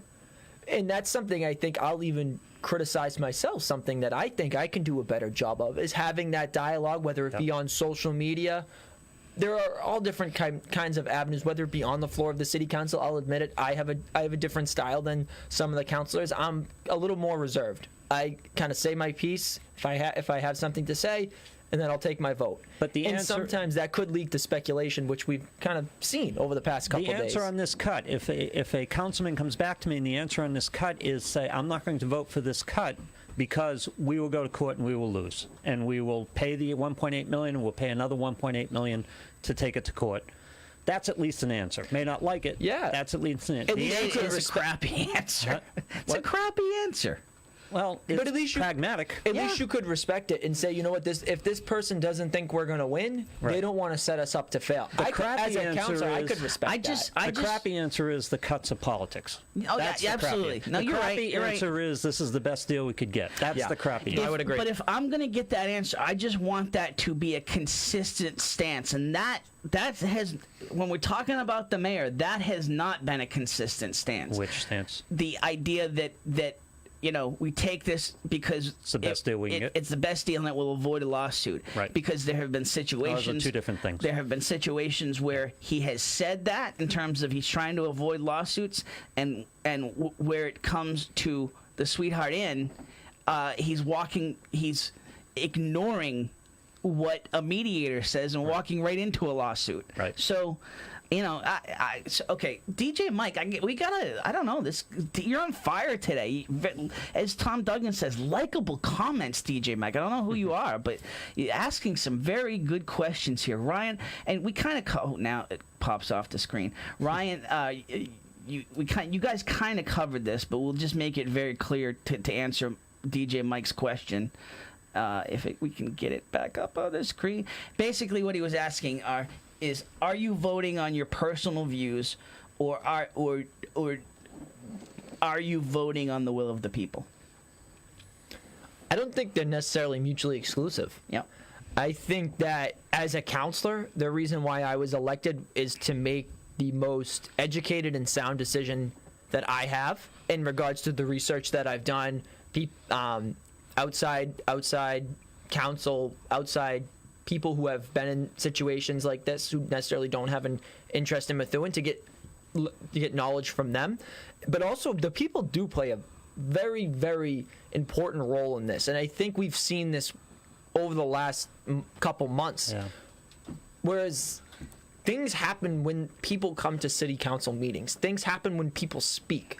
Politicians pay attention. I know I've paid attention. Sure. I will say, please, I always like to hear from the residents, because when you're a politician, you're kind of in a bubble because you're living and breathing this. I mean, this is your life. Your life. You're in a fishbowl. It feels like it is all day, every day, because you are getting calls constantly. Absolutely. I call it the 80-20 rule. You're hearing the 20%. You're hearing the extreme Yes. views on everything. You're not hearing the 80% in the middle. You're not hearing the people with kids in the Methuen schools. You're not hearing the homeowners in Methuen who say, I can't take another tax hike. Yeah. So To give the police 18%. I can't have my kid, his special needs. I'm going to make the argument that everyone hates. But it's, unfortunately, we're down to spend money here or spend money there. My kid's special needs program is going to get cut because the police get 18%. I mean, I've heard from countless senior citizens that what's the concept of these raises, the concept that, as you've said repeatedly, and I'm not wrong, the end result of this is always the people taking it with tax cuts or Right. real estate taxes going up. I've heard that from one senior citizen specifically said it in a very pointed way that was kind of harsh, but they feel like at this point that they have a gun to their head to move out because they just cannot afford any more tax hikes. Yeah. And Well, this was always coming back to the taxpayer. It will come back to the taxpayer. It's inevitable, but I object to everyone else getting off the hook. We started this conversation with you saying, I don't want it to be Hunger Games. That's exactly what I want. I want the city departments fighting each other for this money because there's X amount of money. And the taxpayers are going to take a hit. That's inevitable, but I don't want to do it and let other people get off scot-free. Taking an 18% raise in this environment, you can't walk on that. why hasn't Joyce's charter object come back up at the meeting? Wasn't that supposed to come up the next meeting? So my understanding of that is that it comes back up the next city council meeting, Which would be Monday. Huh. Because these have all been special meetings. They've been recessed. So it hasn't, to my knowledge, whenever there is a charter objection, it comes up the next official city council meeting, which, although I know we've been having a lot, but technically in the months of July and August, we're actually only supposed to have one meeting each. So it will come up on Monday. I shouldn't say it will. It should come up in the meeting on Monday. Yes. So, in the concept of a recall. Oh boy. And again, you talk about the 80-20 rule here. I mean, you know, I try not to just focus on what I see on social media, because that is the haters are much more likely to speak the 20%. first. I will say, in this situation, I have seen more of the middle speaking than I've seen in any online discussion. It's really been encouraging. I would like it to last, but I don't think it will. The 80% is speaking up, and that's the the 80% doesn't do that as much as they should. So we put this up an hour ago. Got 135 votes. Should Jajuga be recalled? 95% say yes. Wow. Now, it's a qualified poll, but well, absolutely.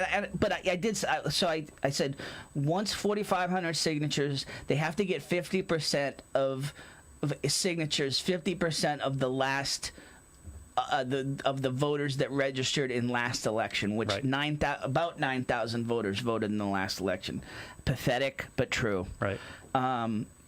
So once they get the 4,500 signatures, and are recorded for official petition to make that official petition, candidates would declare and run against Ajuga. I think it's a 6-week window. I'm not sure, but it's a very be crazy. It is a Oh my very goodness. short window That in would terms be- of. Well, let me ask you: does would the be window crazy. start next week, or does the window start 6 months from now? The window starts as soon as they register Because the it's a 4,500 different landscape. signatures. Because again, as inevitable as it is that the taxpayers are going to get targeted for this problem, and it's inevitable, it's also inevitable that people are going to forget this.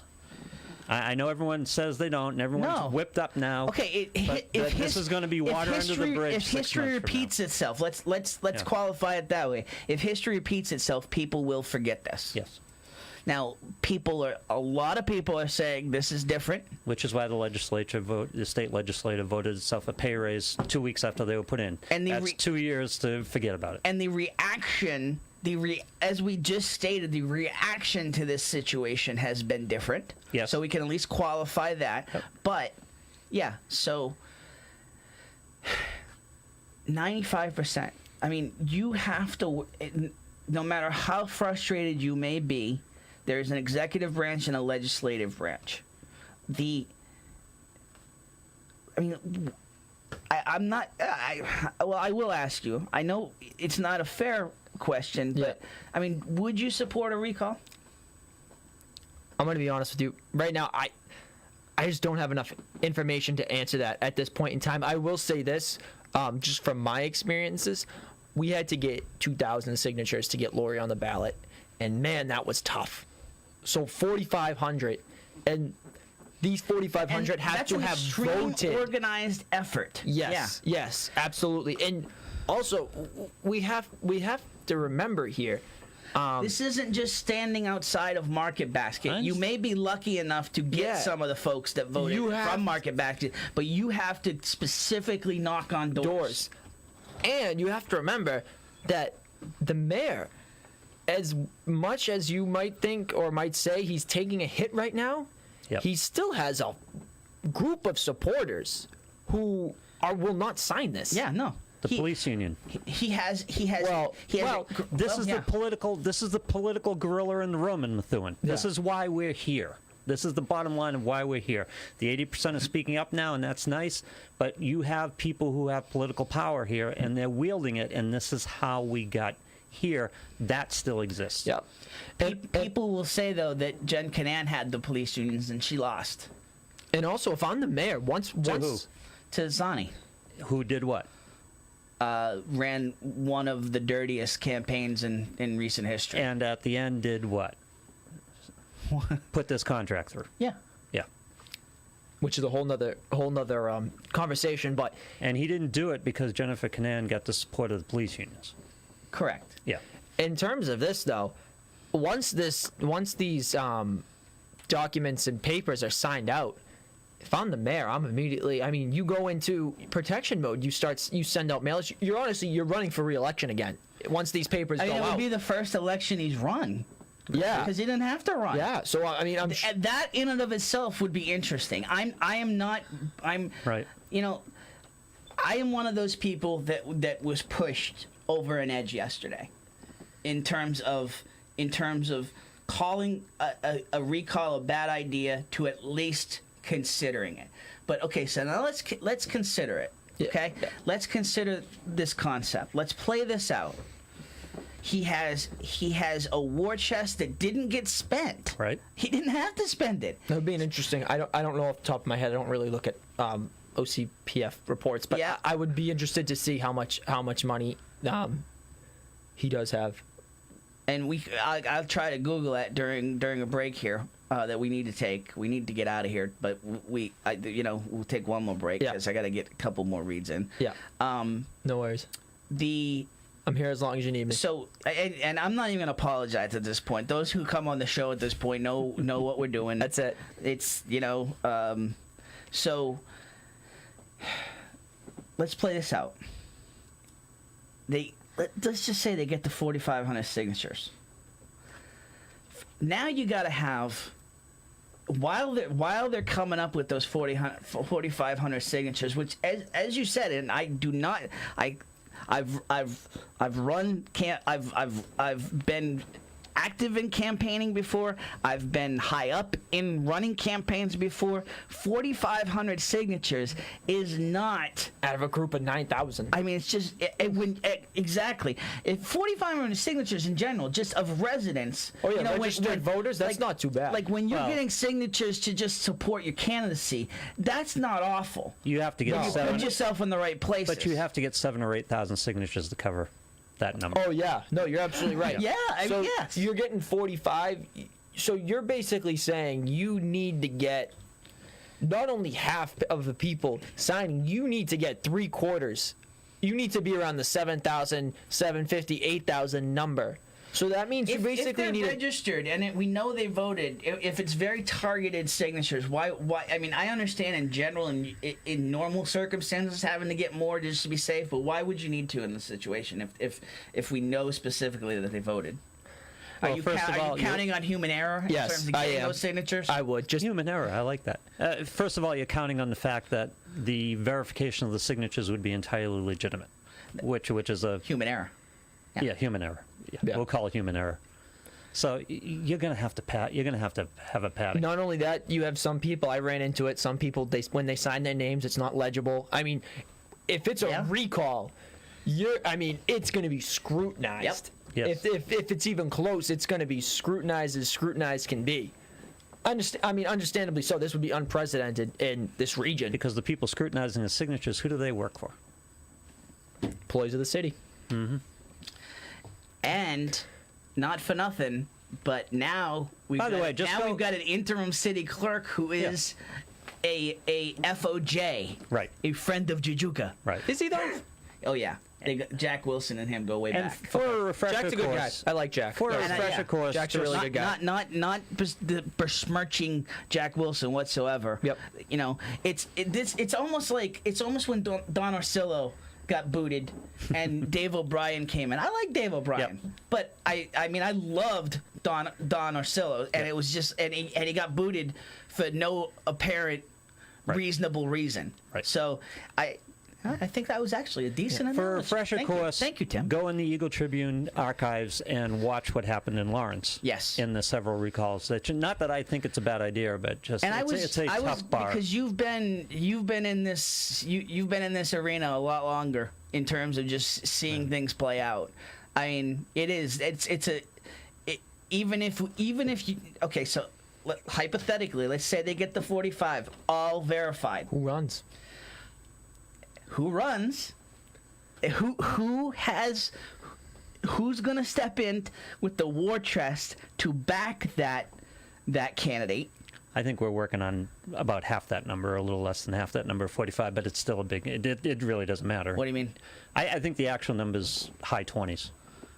No. 2,800, Look at what 2,900. look at what Councilor McCarty said. That's a horse of a different color if that's the case. It's registered voters, not those who actually voted. Yeah. That's I mean, not that it's easy, but it's a lot easier in that case. Why?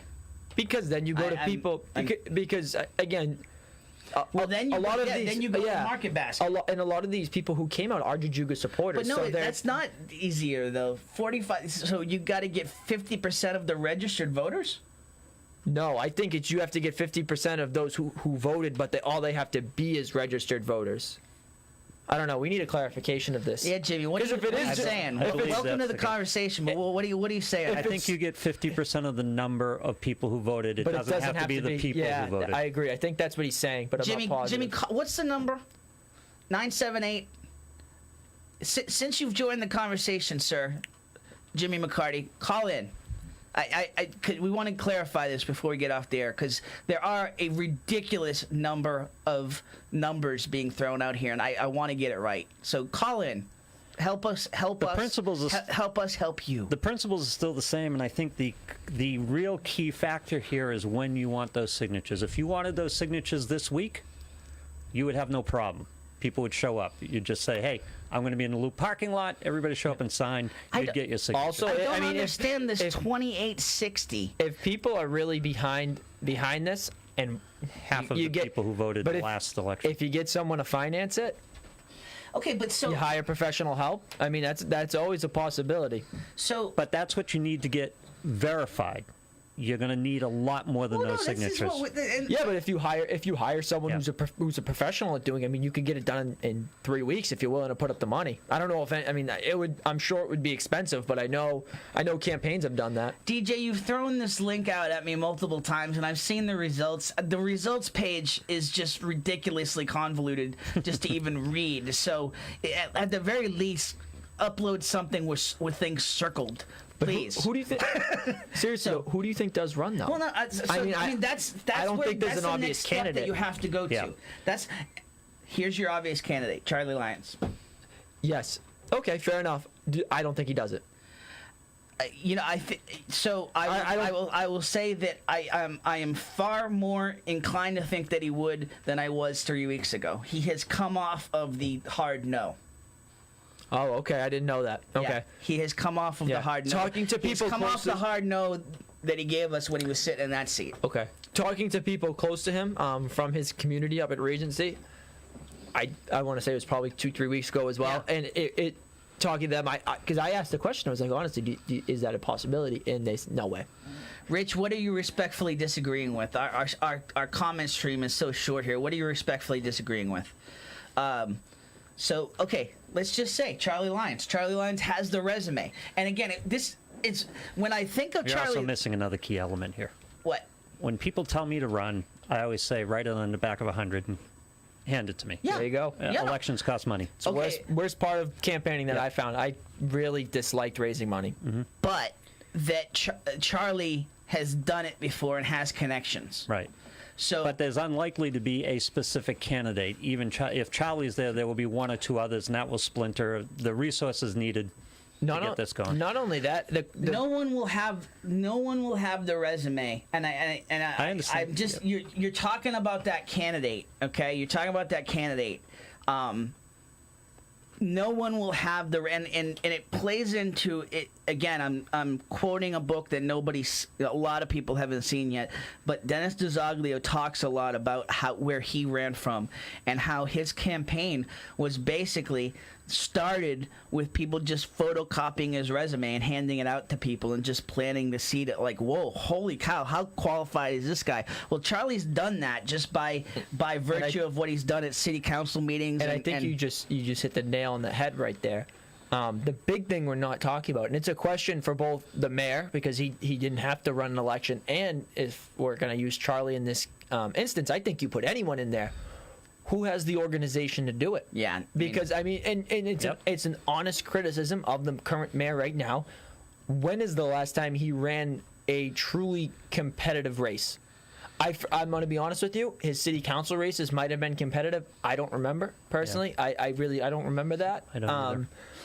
But was it his? I mean, was it his state senate? Who has the better organization? Because I think right now, if there were an election to happen today, I think the number of strong Jajuga supporters to the number of, say, we don't want Jajuga supporters would be very similar. I really think they would. It would be who does the better job of getting out the people who vote but aren't necessarily up in arms. You have, Who would have the weight of the Democratic Party behind them? But I think you have some stakes that. in the ground when you're talking about Jajuga. You got Matt Fitzgerald backing him. You got Andrea McCann backing him. You have some pretty decent stakes in the community planted already. It may not have been mobilized in the last election full on. It would have been interesting to see.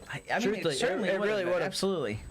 I'm just thinking something as simple as knocking on doors, because I think that's where it has to start. Yeah, well, you can have people who have influence in the city, people like Matt Fitzgerald, who's very well known, who has a very good group of people to tell and to talk to. I mean, that's very helpful. I found that. And a great venue. Yes. Van Orchard, having influential people support you is helpful, even if all they do is write a check and tell their friends, because they have so many. It's nice to have, but I would question as to whether, and again, maybe I'm just trying to goat you into it, Charlie, but I would question whether Charlie has the door-to-door knocking endurance. It's tough. I mean, I will admit, when I ran my campaign the last 2 weeks, I should have knocked a lot more doors, but it was on empty. I mean, I started the week before Labor Day in August, and I went basically every day. Would usually take Sundays off, or at least take the Patriots games off, because that was a Sacred time. A good tip that my good friend Diana DiZoglio said to me when I talked to her about running. She said, just whatever advice. you do not campaign during Patriots games. Yeah. I was like, that you know what? That's not a problem with me. I'll sit down and watch them. That's And all this perfectly aside, fine. who wants a job taking over a city with a multi-million-dollar school deficit, 20 beat officers, best case scenario, 20 beat officers are off the payroll, and if public you unions feel- that dislike you. If you feel that I mean, those are the type of situations that true, principled candidates thrive in. Honestly, like Whoever ran. What's the win here? I mean, the win is What's the win in this current situation? the win is coming out of this as the rock star. You turn What does that look like? turn this situation around. You become the all-time rock star of Methuen. Become Dennis DiZoglio. Yeah, frankly. Yeah, absolutely, exactly. And listen, I mean, Dennis proved it. Like, there is a way to turn it around. There is a way to put $17 million in the stabilization fund. It can be done with. Whatever that model is, it has been done and can be done. So you talk about it all the time, Lou. And you're not wrong. The fat alone in all of these departments.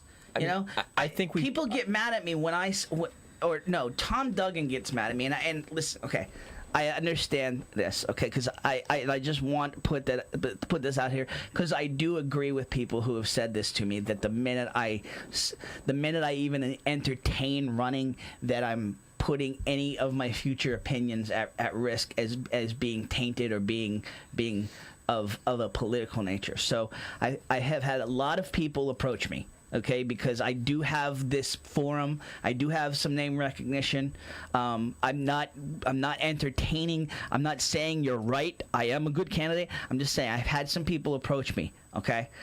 I'm not running, okay? So I do care, clearly, and if hypothetically, if we play that, if I'm the guy, if I'm Monday morning quarterbacking this, one of the first things I do when I go in is I ask every department 15%. Share the burden. 15%. Cut me 15% right now. Period. I don't care what that looks like. If it's all of your extra professional services, if it's an actual position, 15%. And then we start to talk about reserve funds. Then we start to talk about actually being able to fund some programs and some moving forward ideas. But it's great. And sounds good, and huh? I agree with you. I agree with you because I'm a fiscal conservative, but the next thing you're going to hear is, what about the kids? And crime is going to increase, and we got to stop Friday night football games. No football team. Every time we try to cut, it's cats living with dogs. Every time. Here's the other thing, okay? You talk about what would be the upside. Mm-hmm. To me, if I'm coming in a recall situation, I got nothing to lose. Right. I got nothing to lose. I'll go in and be as much of the a-hole as possible, because what's the worst that can happen? I'm out in a year. What's the best that can happen? I'm an all-time rock star for turning it around. Yeah. So, I don't know. The one thing I will agree with, you're going to have a ridiculously thick skin to get into this. It's not just money, it's mud. You're going to have a very thick skin.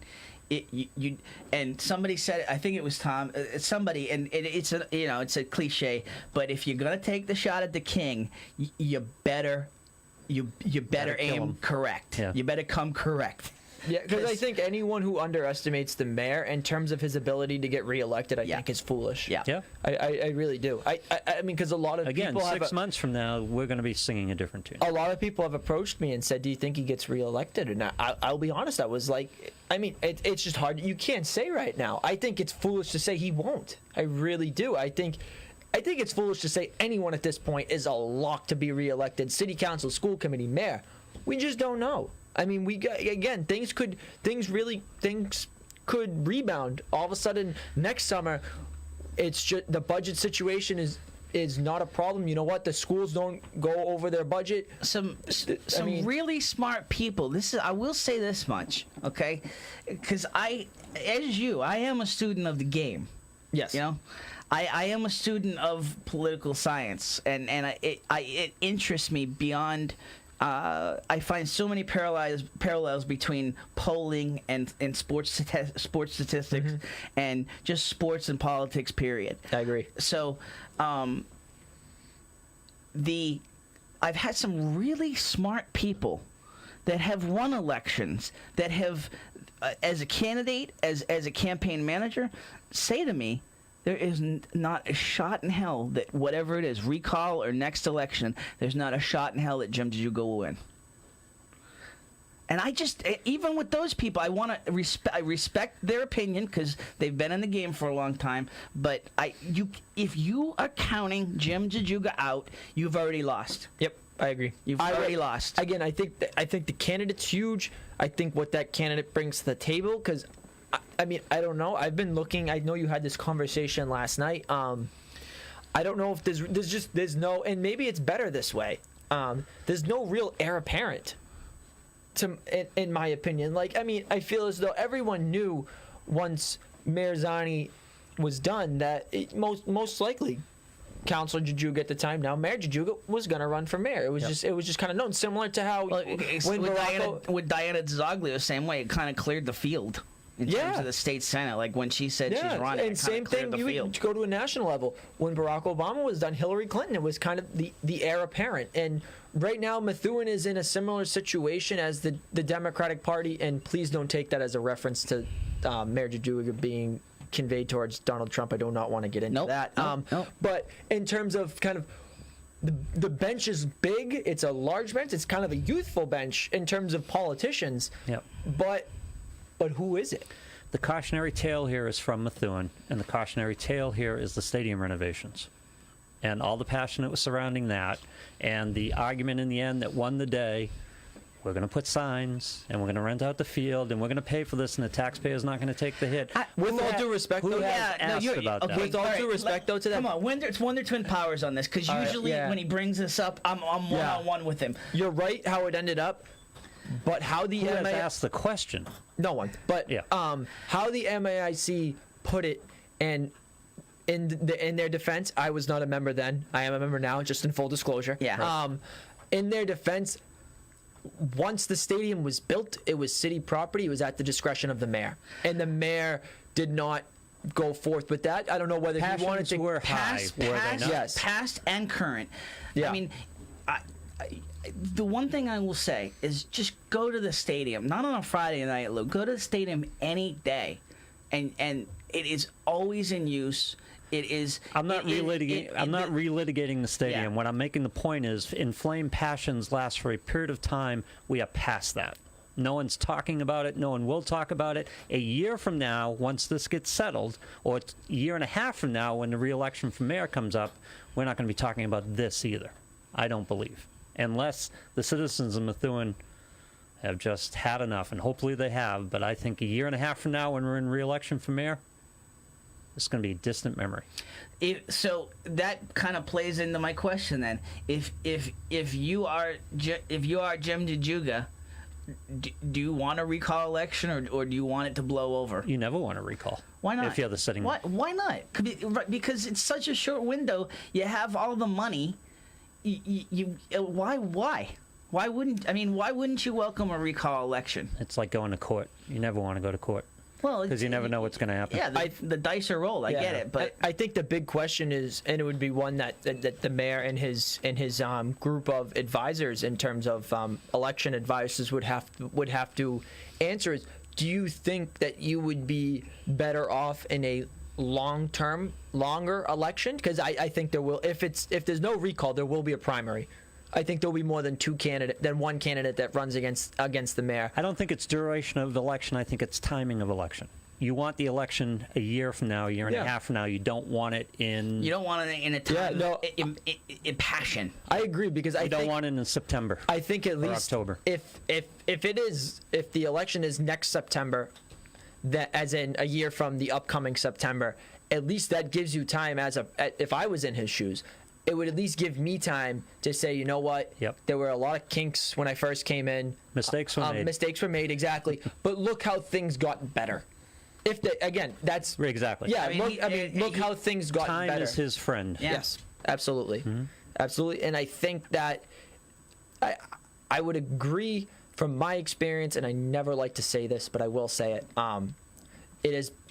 It recently, in my limited 20 years of life in Methuen and my probably 8 years paying attention to politics in general, I don't think it's only Methuen. I think we as a culture just have an isolated problem. have a very short attention span when it comes to politics. I mean, I think you could see the same thing. Short attention span, period. Yeah, It's we do. insane. Yeah. Oh, I wasn't trying to make it a Methuen issue. Yeah, no, it's what have you done for me lately? So I will say this. Again, for what it's worth, I'm tired. You're not the first person that said you heard this during a conversation. I've heard this repeated. I've heard it myself. Yep. I've been told it myself. I am tired of hearing it. The volume of times I've heard this already in 7 months. It's enough. I'm tired of hearing once we get past X, you're going to see a new Jim Jajuga. I've heard that phrase so many times in these situations, and then Wednesday happens. The problem is X is lasting longer. I mean, I don't see X going away. It's not just this thing. It was once the storms went away. Once the once the Wheeler Street situation goes away. Once I get through the budget season. Once I've heard it so many times now, and it's not happening. Right. Well, this goes back to the argument I just made. Look at the trash contract situation. Who's talking about that?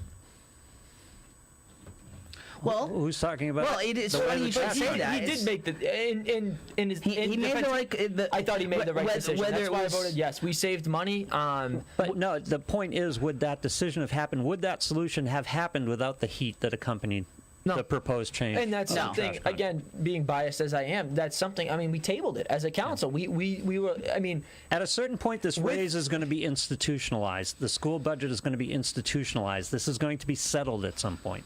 And at that point, everybody's going to move on, regardless of how heinous it turns out to be, and it's going to turn out to be heinous. Well, I would argue that there is a serious fatigue of this already. Oh yeah. I think there's a growing number of people, like as impassioned as they are on the front side, there is a growing minority on the back side of this that are just like enough. Every time the council stands up, however, they re-energize that base, and that's why I love the council standing up as it does. What will be interesting, in my opinion, it seems as though there's a group of people on Facebook who are trying to mobilize for Monday's meeting. Yeah. It will be interesting to see how that mobilization goes, because I think that will be a clear message to everyone in this city, whether people are already starting to forget or whether the mobilization's still there. I see the people mobilizing it, and in terms of mobilizing people in Methuen, you can't do much better. Yeah. So, I mean, these are probably the best mobilizers you can get in Methuen, residents, people who care, who are always paying attention. And if they can't do it, I think it will say a lot. If the parents are not engaged in this as they were in the school situation, They need to be re-engaged. Their battle, and I said this last night, that their battle isn't over. It really isn't. No. They may have, and you don't even technically have funding yet. Now they do. It's August 2nd. So now I think the recalls of the teaching positions have thankfully started en masse. Yeah, but I've disappointingly, I've heard that might not be. It might not be that not all teachers have been recalled yet. I heard that Wednesday. Yeah, I'm there's sorry. still work to be done. Excuse me. It's a process. Yeah, I'm sorry. That was losing time. That was yesterday. So I heard yesterday. Well, it's everyone August should have 1st. yes, everyone should have gotten a call. And not necessarily been recalled yet, but told you will be recalled. Yes. So it will be interesting, and I think it should How many of those accept it? How many of those have moved on? Not only that, it should be. I think we as a council have to ask the question: were they all brought back? I mean, we were told every teacher, guidance counselor was going to be offered the position back, whether they took a different job, whether they went to another district. Again, that is, I totally respect it. That is their decision. Has anyone stood up and said there will not be a deficit in the school department next year? Nope. There was one school committee member that actually said point blank to a city councilor, there will be a deficit next year. Yeah. So I mean, and that's Tim, I hate to do this to you, but once this is blown over, at the end of the day, not at the end of the day, but once this is blown over, I appreciate the way you yeah. But no, now that it seems as though we'll start having more regular meetings, city council meetings, and not special meetings. I think it is up to this council and the school committee to get together and put in mechanisms that will. What are you hating to do to me here? Will bridge the gap. No, my hate was say at the end of the day. You have to have okay. a contingency fund. Yeah. But the city isn't capable of a contingency fund It's right not now. just there has to be communication at this Yes, point. that too. Because there are going to be overruns because kids are going to come into the system. This is the way this works. You have funding for the current level of kids, and the kids are going to come into the system. But and $4 million, they were underfunded, no doubt. But at the end, the end of the day, I almost said it. At the end of the sentence. At the end of the sentence. No, but there are mechanisms that the council could have used to defer that. Whether we would have cut $4 million from the previous budget, probably not. Unlikely. Yeah, probably not. What, 1.5 maybe? Two might even be a stretch. mitigate it. Yeah, but we could have at least shown the state. We could have shown everyone. We had a problem. We addressed it. We didn't address all of it. But at least we're showing, just very similar to how we just put $2 million in the stabilization fund, at least we're showing that we have a problem and we're willing to do the tough work to fix it. And that didn't happen because of the lack of communication. And I know that I see the constant conversations that you have with some school committee members. Well, it was said last night. It came up again very heavily last night, okay? Because Nick DeZoglio came back in and gave the same sort of speech.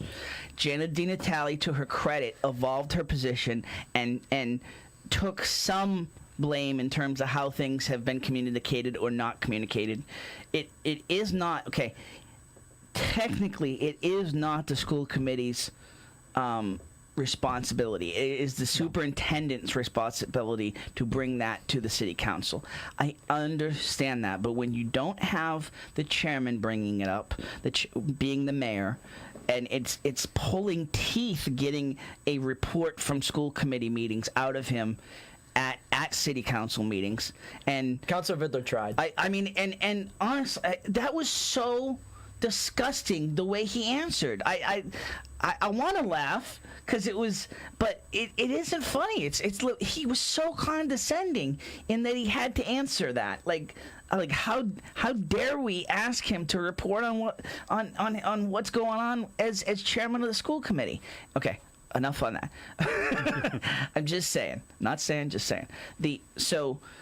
Okay, Jajuga was not being the liaison that he needed to be. Scannell was not doing the responsibility that she was expected to do because she kept saying, I report to the school committee.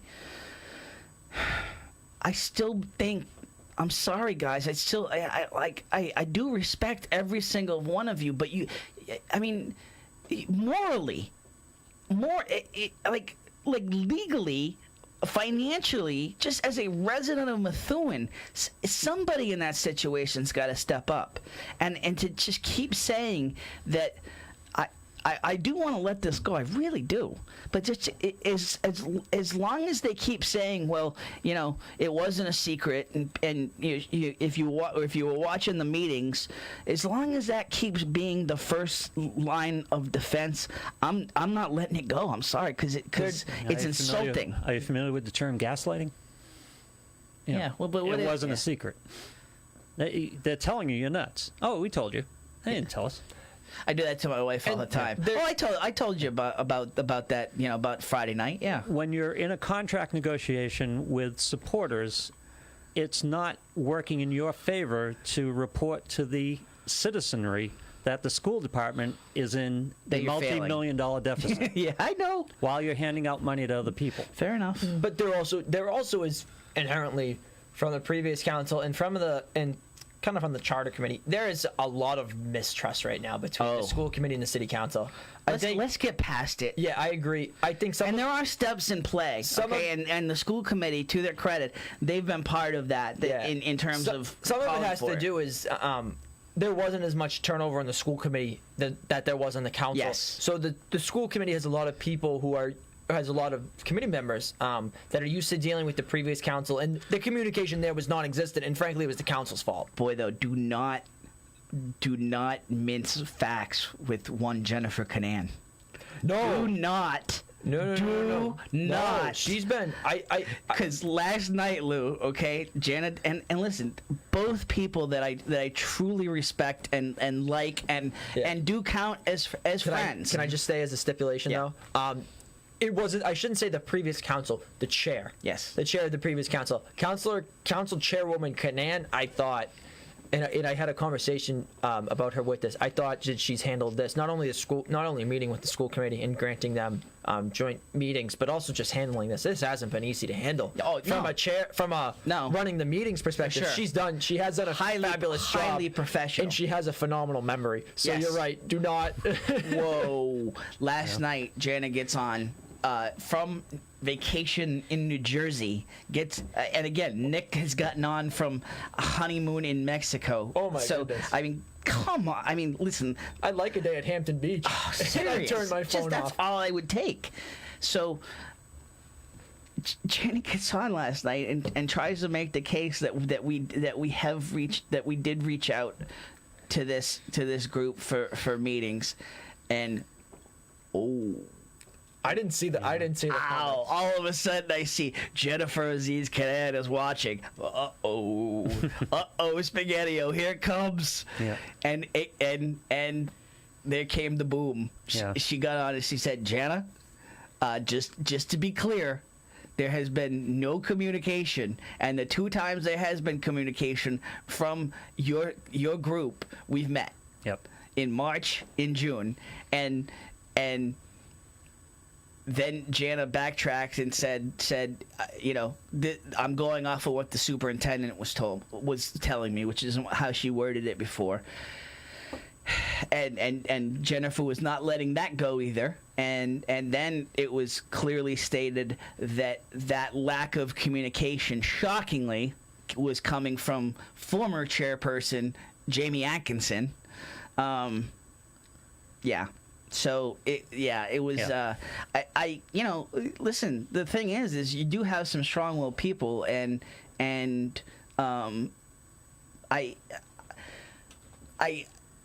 any leadership situation, I would rather play with passion than have just quiet.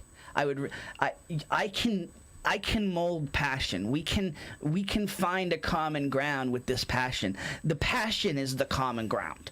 So except if where you're trying to get, the passion is in the way of where you're trying to get. Yes, absolutely. That's when passion becomes a problem. But in this situation, when it's swimming with you, it's great. When it's swimming against you, you try to quell it. I think both are In this situation, though, there's a shared goal. Yeah, and I think in both serving Methuen. I think if you've ever worked on a committee, I can just say, just from seeing Committeewoman Dean Natali and being on a couple committees with Chairwoman Canan, they're both very reasonable people. They're both Very reasonable. They're both very easy to work with. I would say that. I mean, you see the amount of times that Chairwoman Canan has said "at the pleasure of the council," when Bingo. frankly, there you go. That's a bingo term. When frankly, I mean, she doesn't have. She doesn't have to do that. And I think passion is a good thing as long as you're willing, as long as you're fair with that passion. Yes. And I think both of them are. And in my experience with Chairwoman Canan, I mean, I've seen it play out in front of me, and Extremely impressed. Extremely impressed by Nick DeZaglio. Extremely impressed by Jenna Di Natale. Extremely impressed by the school committee. And again, I truly am not. I'm not one who blows smoke up people's. You knows what's. I really have been impressed with the school, the quality of the committee, the quality of the council, and Jana's the type of person. Jana, I think Jana will be on city council one day. maybe sooner than we think. Who knows? Who knows? Because she's very, like you said, very reasonable. Yep. And can build consensuses. Consensi. She. I made that up, I think. Yeah. Now you got me curious. Consensuses. Yeah. She was, whatever you think of it, she was part of mobilizing the school crowd around, in defining the cause. And so, very impressed. And full disclosure, Jana writes for us with the newspaper. And so I do get to see, the professionalism from that perspective as well. So, and I think she just commented. Yeah. Oh, Tim Wood. I was not. You got Rich and Steve. Yeah, I was not. I was hoping someone would call in. Yeah, right. I was not. Last night we were talking. Because she brought up. Supporting Christina Minacucci. Okay, just as political pundit, take off the city council hat for a second. As political pundit, because it interests me. That's a bold move. It is a very bold move, and I've met Christina. Christina's a phenomenal person. But Jen, I do have to disagree with you. I personally, I am 100% behind Lisa. Lisa's a phenomenal person. But either way, I don't think you can honestly go wrong. I mean, it's one of those that election that really. I mean, of course, I'm behind Lisa. Lisa's from Methuen. I think Lisa does a great job. I've seen Lisa do a great job. Steve, what the Steve? I've never seen Steve Gillis, the founder of Methuen Sound Off. I've never seen Steve Gillis so effusive with praise. Wow, I need to get that from Steve. The last 24 hours, Steve Gillis is on fire. Jenna is a fighter for justice. Put a cape on her. I mean, serious. Not just Jada. His descriptions of some of these people, you would think we have the Justice League. You would. I kid because I care, Steve. I hope you know that. Anyway, so, but just as a student of political science, the concept of a Methuen official putting us. I want to word this very carefully. We'll just state it factually. A Methuen resident supporting a non-Methuen resident in an election where there is a Methuen candidate. I lost myself? Did you know? I get what you're saying, but I feel as a everyday resident, I feel like it's not as big of a deal. But being an elected official, I think it is a bigger deal. Frankly, I mean, I think It has to be bigger than just party lines or city lines or. absolutely, because Yeah. I mean, I feel as though when you're a resident of We may not agree. We may not agree with her choice. No. but it has to be bigger than just a very simple, jingoistic Yes. sort of yes, approach. Yes, I mean it is, and again, I think you brought it up. Did you bring it up in terms of? I mean, it's just for future elections, and again, not that we had this conversation, Lou. I don't think any decision made should be in regards to future elections and how a decision to endorse someone or not endorse someone may play into that. But taking off the city councilor, righteous city councilor hat, and just being a student of political science, it could very much have a negative reflection, regardless of if whoever wins the race. Personally, it just, I mean, and I know Steve Gillis, great show, Tim, very entertaining. Okay, thanks, Steve. Call me. We need to go out to lunch for reals. Okay, but I digress. Yeah, no, I get you. That's okay. That would be a bingo term. I say I digress a fair amount because I do. Okay, but yeah, no, I think it is definitely a risky political move. Just I mean, from the onset, I feel like anybody can explain it. It's probably Jana, because she has been a maverick, so to speak. She has shown an independent thinker. Yeah. She has, what she did with the and whereas document, the survey that she put up, and against the wishes of the committee. That was and whereas it's not a large chunk of Methuen, I guess you could say that. But I don't know.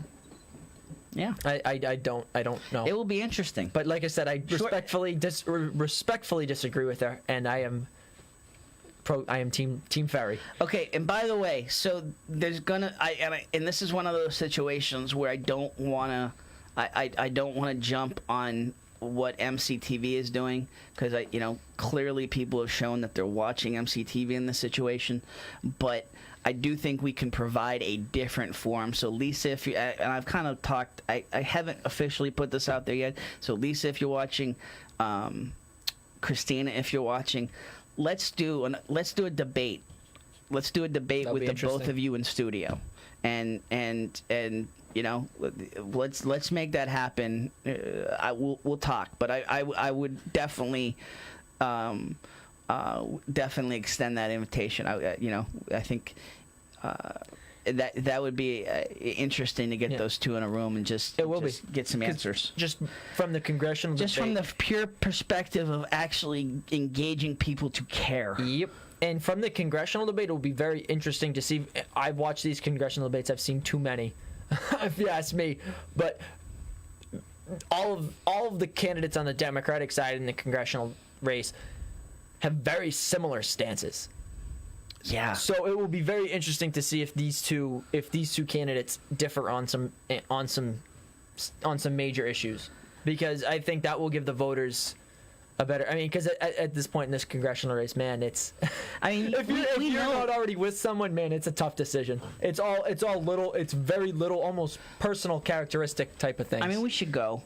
We should get on with our day, but huge thank you to everybody that's been watching today. Before I let you go, okay? Because and again, it's the nature of the beast in terms of what people are caring about. Yep. I know you're caring about this congressional race, of course, and I know that everybody knew the rules going in. Everybody knew that September 4th was the date, the day after Labor Day. Yeah. But how discouraging has it been, or how difficult has it been to gain traction in people even caring about this race? In Methuen, or in just general? In general. So I found that Methuen right now is very inundated with itself. Yes. I wonder why. Yes. Self-involved. Yes. We are self-involved. Yes. So that makes sense. So Methuen right now, I don't think has a huge is not going in any direction right now in terms of someone being the odds-on favorite to win. But in general, I think actually a lot of people are starting to get on bandwagons. Yeah. I think you're starting to see candidates actually start having numbers in the teens, probably, in terms of polling. Again, I don't know. We haven't had a poll since the UMass Lowell Boston Globe poll came out in what? Maybe April? Yeah. That's disappointing. That's really disappointing. It'd be nice if we got another poll, but I would assume that I think if I remember correctly, I think Rufus Gifford was leading at 11. Yeah. I think it went Gifford, L'Italian, Trahan, Coe. I think it was like 11-7-5. Yeah. Something like that. So I would assume other candidates other than Rufus are starting to get into double digits now, just as more people make up their mind. That's what I found just from door knocking in the surrounding communities, that people are starting to get opinions. But I mean, still, on the day after election day, I know Methuen and Lawrence public schools don't have school, so I think, I mean, you don't know who's going to come out. You really don't. And I think what's going to end up happening is you're going to have 4 congressional campaigns going into election day saying we can win this thing and that we think we're going to win this thing. And not just blowing smoke. No, like, legitimately. Yeah, actually having like their internal polling saying we got this. It's going to be crazy. For you, and I know we actually have a city council meeting that night. For you, is that exciting or scary or both? I mean both, because I have some skin in the game. I am with Lori Trahan. Yeah. And but it's also exciting in terms of like, okay, we're in this. Like, let's go. Like, we have to do everything we can do. Did you just say let's go? I did. Oh boy. Oh. You know what I'm? Yeah. Yeah. You know where I'm going with that. Yep. Yeah. Yeah. Oh boy. Are you gonna take some? I might be getting a couple calls after this. I saw it online last night. It's Steve Levy at Sports Center. It's his 25th anniversary. Yeah. Hey, did you see? You know what I'm talking about? No. So, one of his most famous things is the bulging disc, like live air. He said bulging. Oh, okay. And he quickly caught himself, but Keith Olbermann he was on with Keith Olbermann. Olbermann just made him lose it, laughing. And it's one of those. He's the bulging disc guy, for 25 years, and he's really been a good sport about dealing with it. He's been hung around his neck. Yeah, but he's a huge hockey guy. When you said that, it made me think of as they walked away from the studio and the oral history of that situation, as Oberman says, as they walked away off the broadcast that night, Levy was like, "Am I gonna have a job? Am I gonna have a job tomorrow?" It kind of made me think that when you said, "Let's go, my I'll friend." have to follow that up with Lori's kind of hashtag. Kind of her thing is kind of she was born here, raised here, and stayed here. So I can follow up with that, hopefully, to save myself. There it is. Hopefully. Whoop. Hopefully. We can hope, or else I'm just gonna have to spend more time on this show. One piece of business I want to get out of the way. Yes. I do want to thank JG's. Of course. JG's celebrating 35 years with a big bang. Buy one, get one free on batting cages, bumper cars, mini golf, and go-karts. Get a fun pass for just $21 that includes one of each, plus an ice cream or a slushie. JG's is #1 for family fun, birthday parties, and group outings. Check out the August 7th edition of Loop Weekly for these coupons. Visit them at 602 Lowell Street in Methuen, and visit their ice cream stand at 327 South Broadway in Salem as well. JG's sponsor of the Stars of the Week segment on Ranger Nation Radio, soon to return Ranger Nation Radio. There we go. And Peaks of the Valley in Loop Weekly. Starting Huge back up fan of soon. JG's, absolutely. So, Davila too. huh? Davila too. Davila what? Gonna mention them? Didn't we do a commercial for them? No, we never got to the second break. Oh. Davila de Fusco.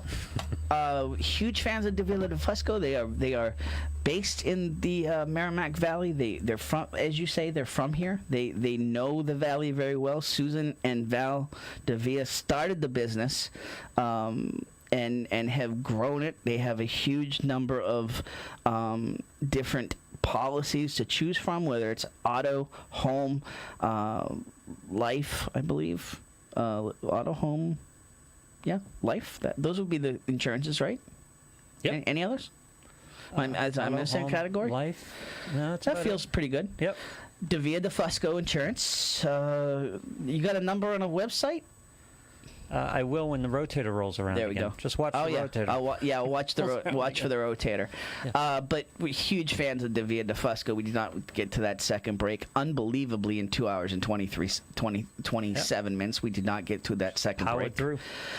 I have now done 7 hours of the last 24 hours on air, and I am going to go home and be with the family and start production on the next issue, I guess, coming out Tuesday. Ryan, I mean, you didn't. Again, it's another situation. We've been booking these shows last second because things are changing by the minute, literally. And You're almost better off having a show almost 2-3 times a week. Monday, Wednesday, Saturday. Folks have said that, and I'm not disagreeing. We're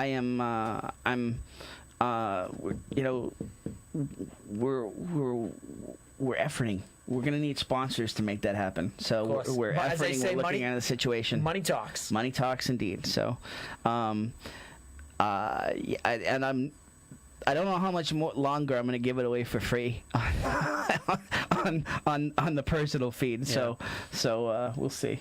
Anyway, That's good. Yeah, that's a good idea. This show is now longer than the amount of sleep I got last night. no kidding. Yeah. What happened? Who we Flew got? in last night. What we got going right now? Flew in late last night, so I was a red eye last night. Who? What? You flew in from where?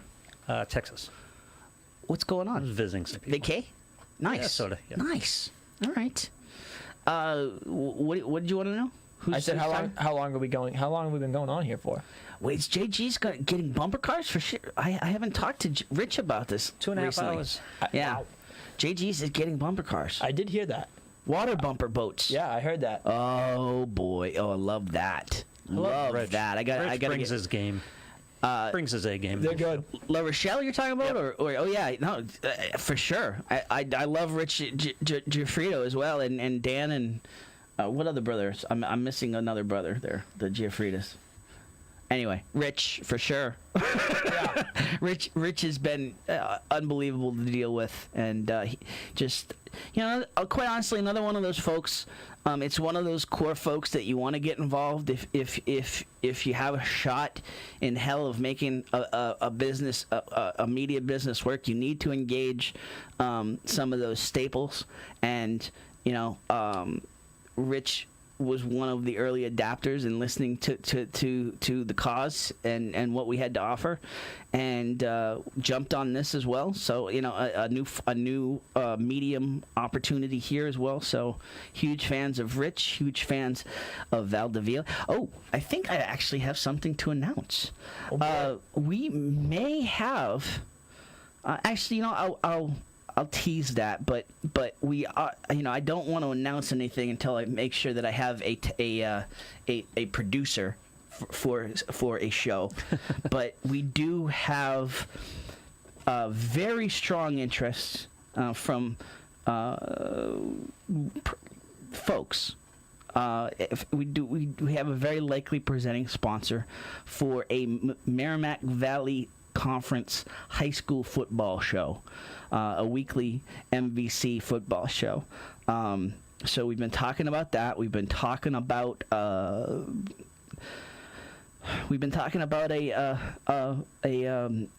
NFL pick show as well. But I probably should discuss all this with a potential producer first before I start throwing all this out on the air and backing them into a corner. But yeah, probably a good thing, Lil. Yeah. So No, you can't back me into a corner. work that way. Your baby from Dirty Dancing. I've been doing this too long. Don't back baby into the corner. All right. Huge thank you. You can roll the music now. Okay. I've been waiting. I have legitimately stopped talking. It's funny too because I do get on Jessica, as we a lot of, and it's kidding because you care, quite honestly.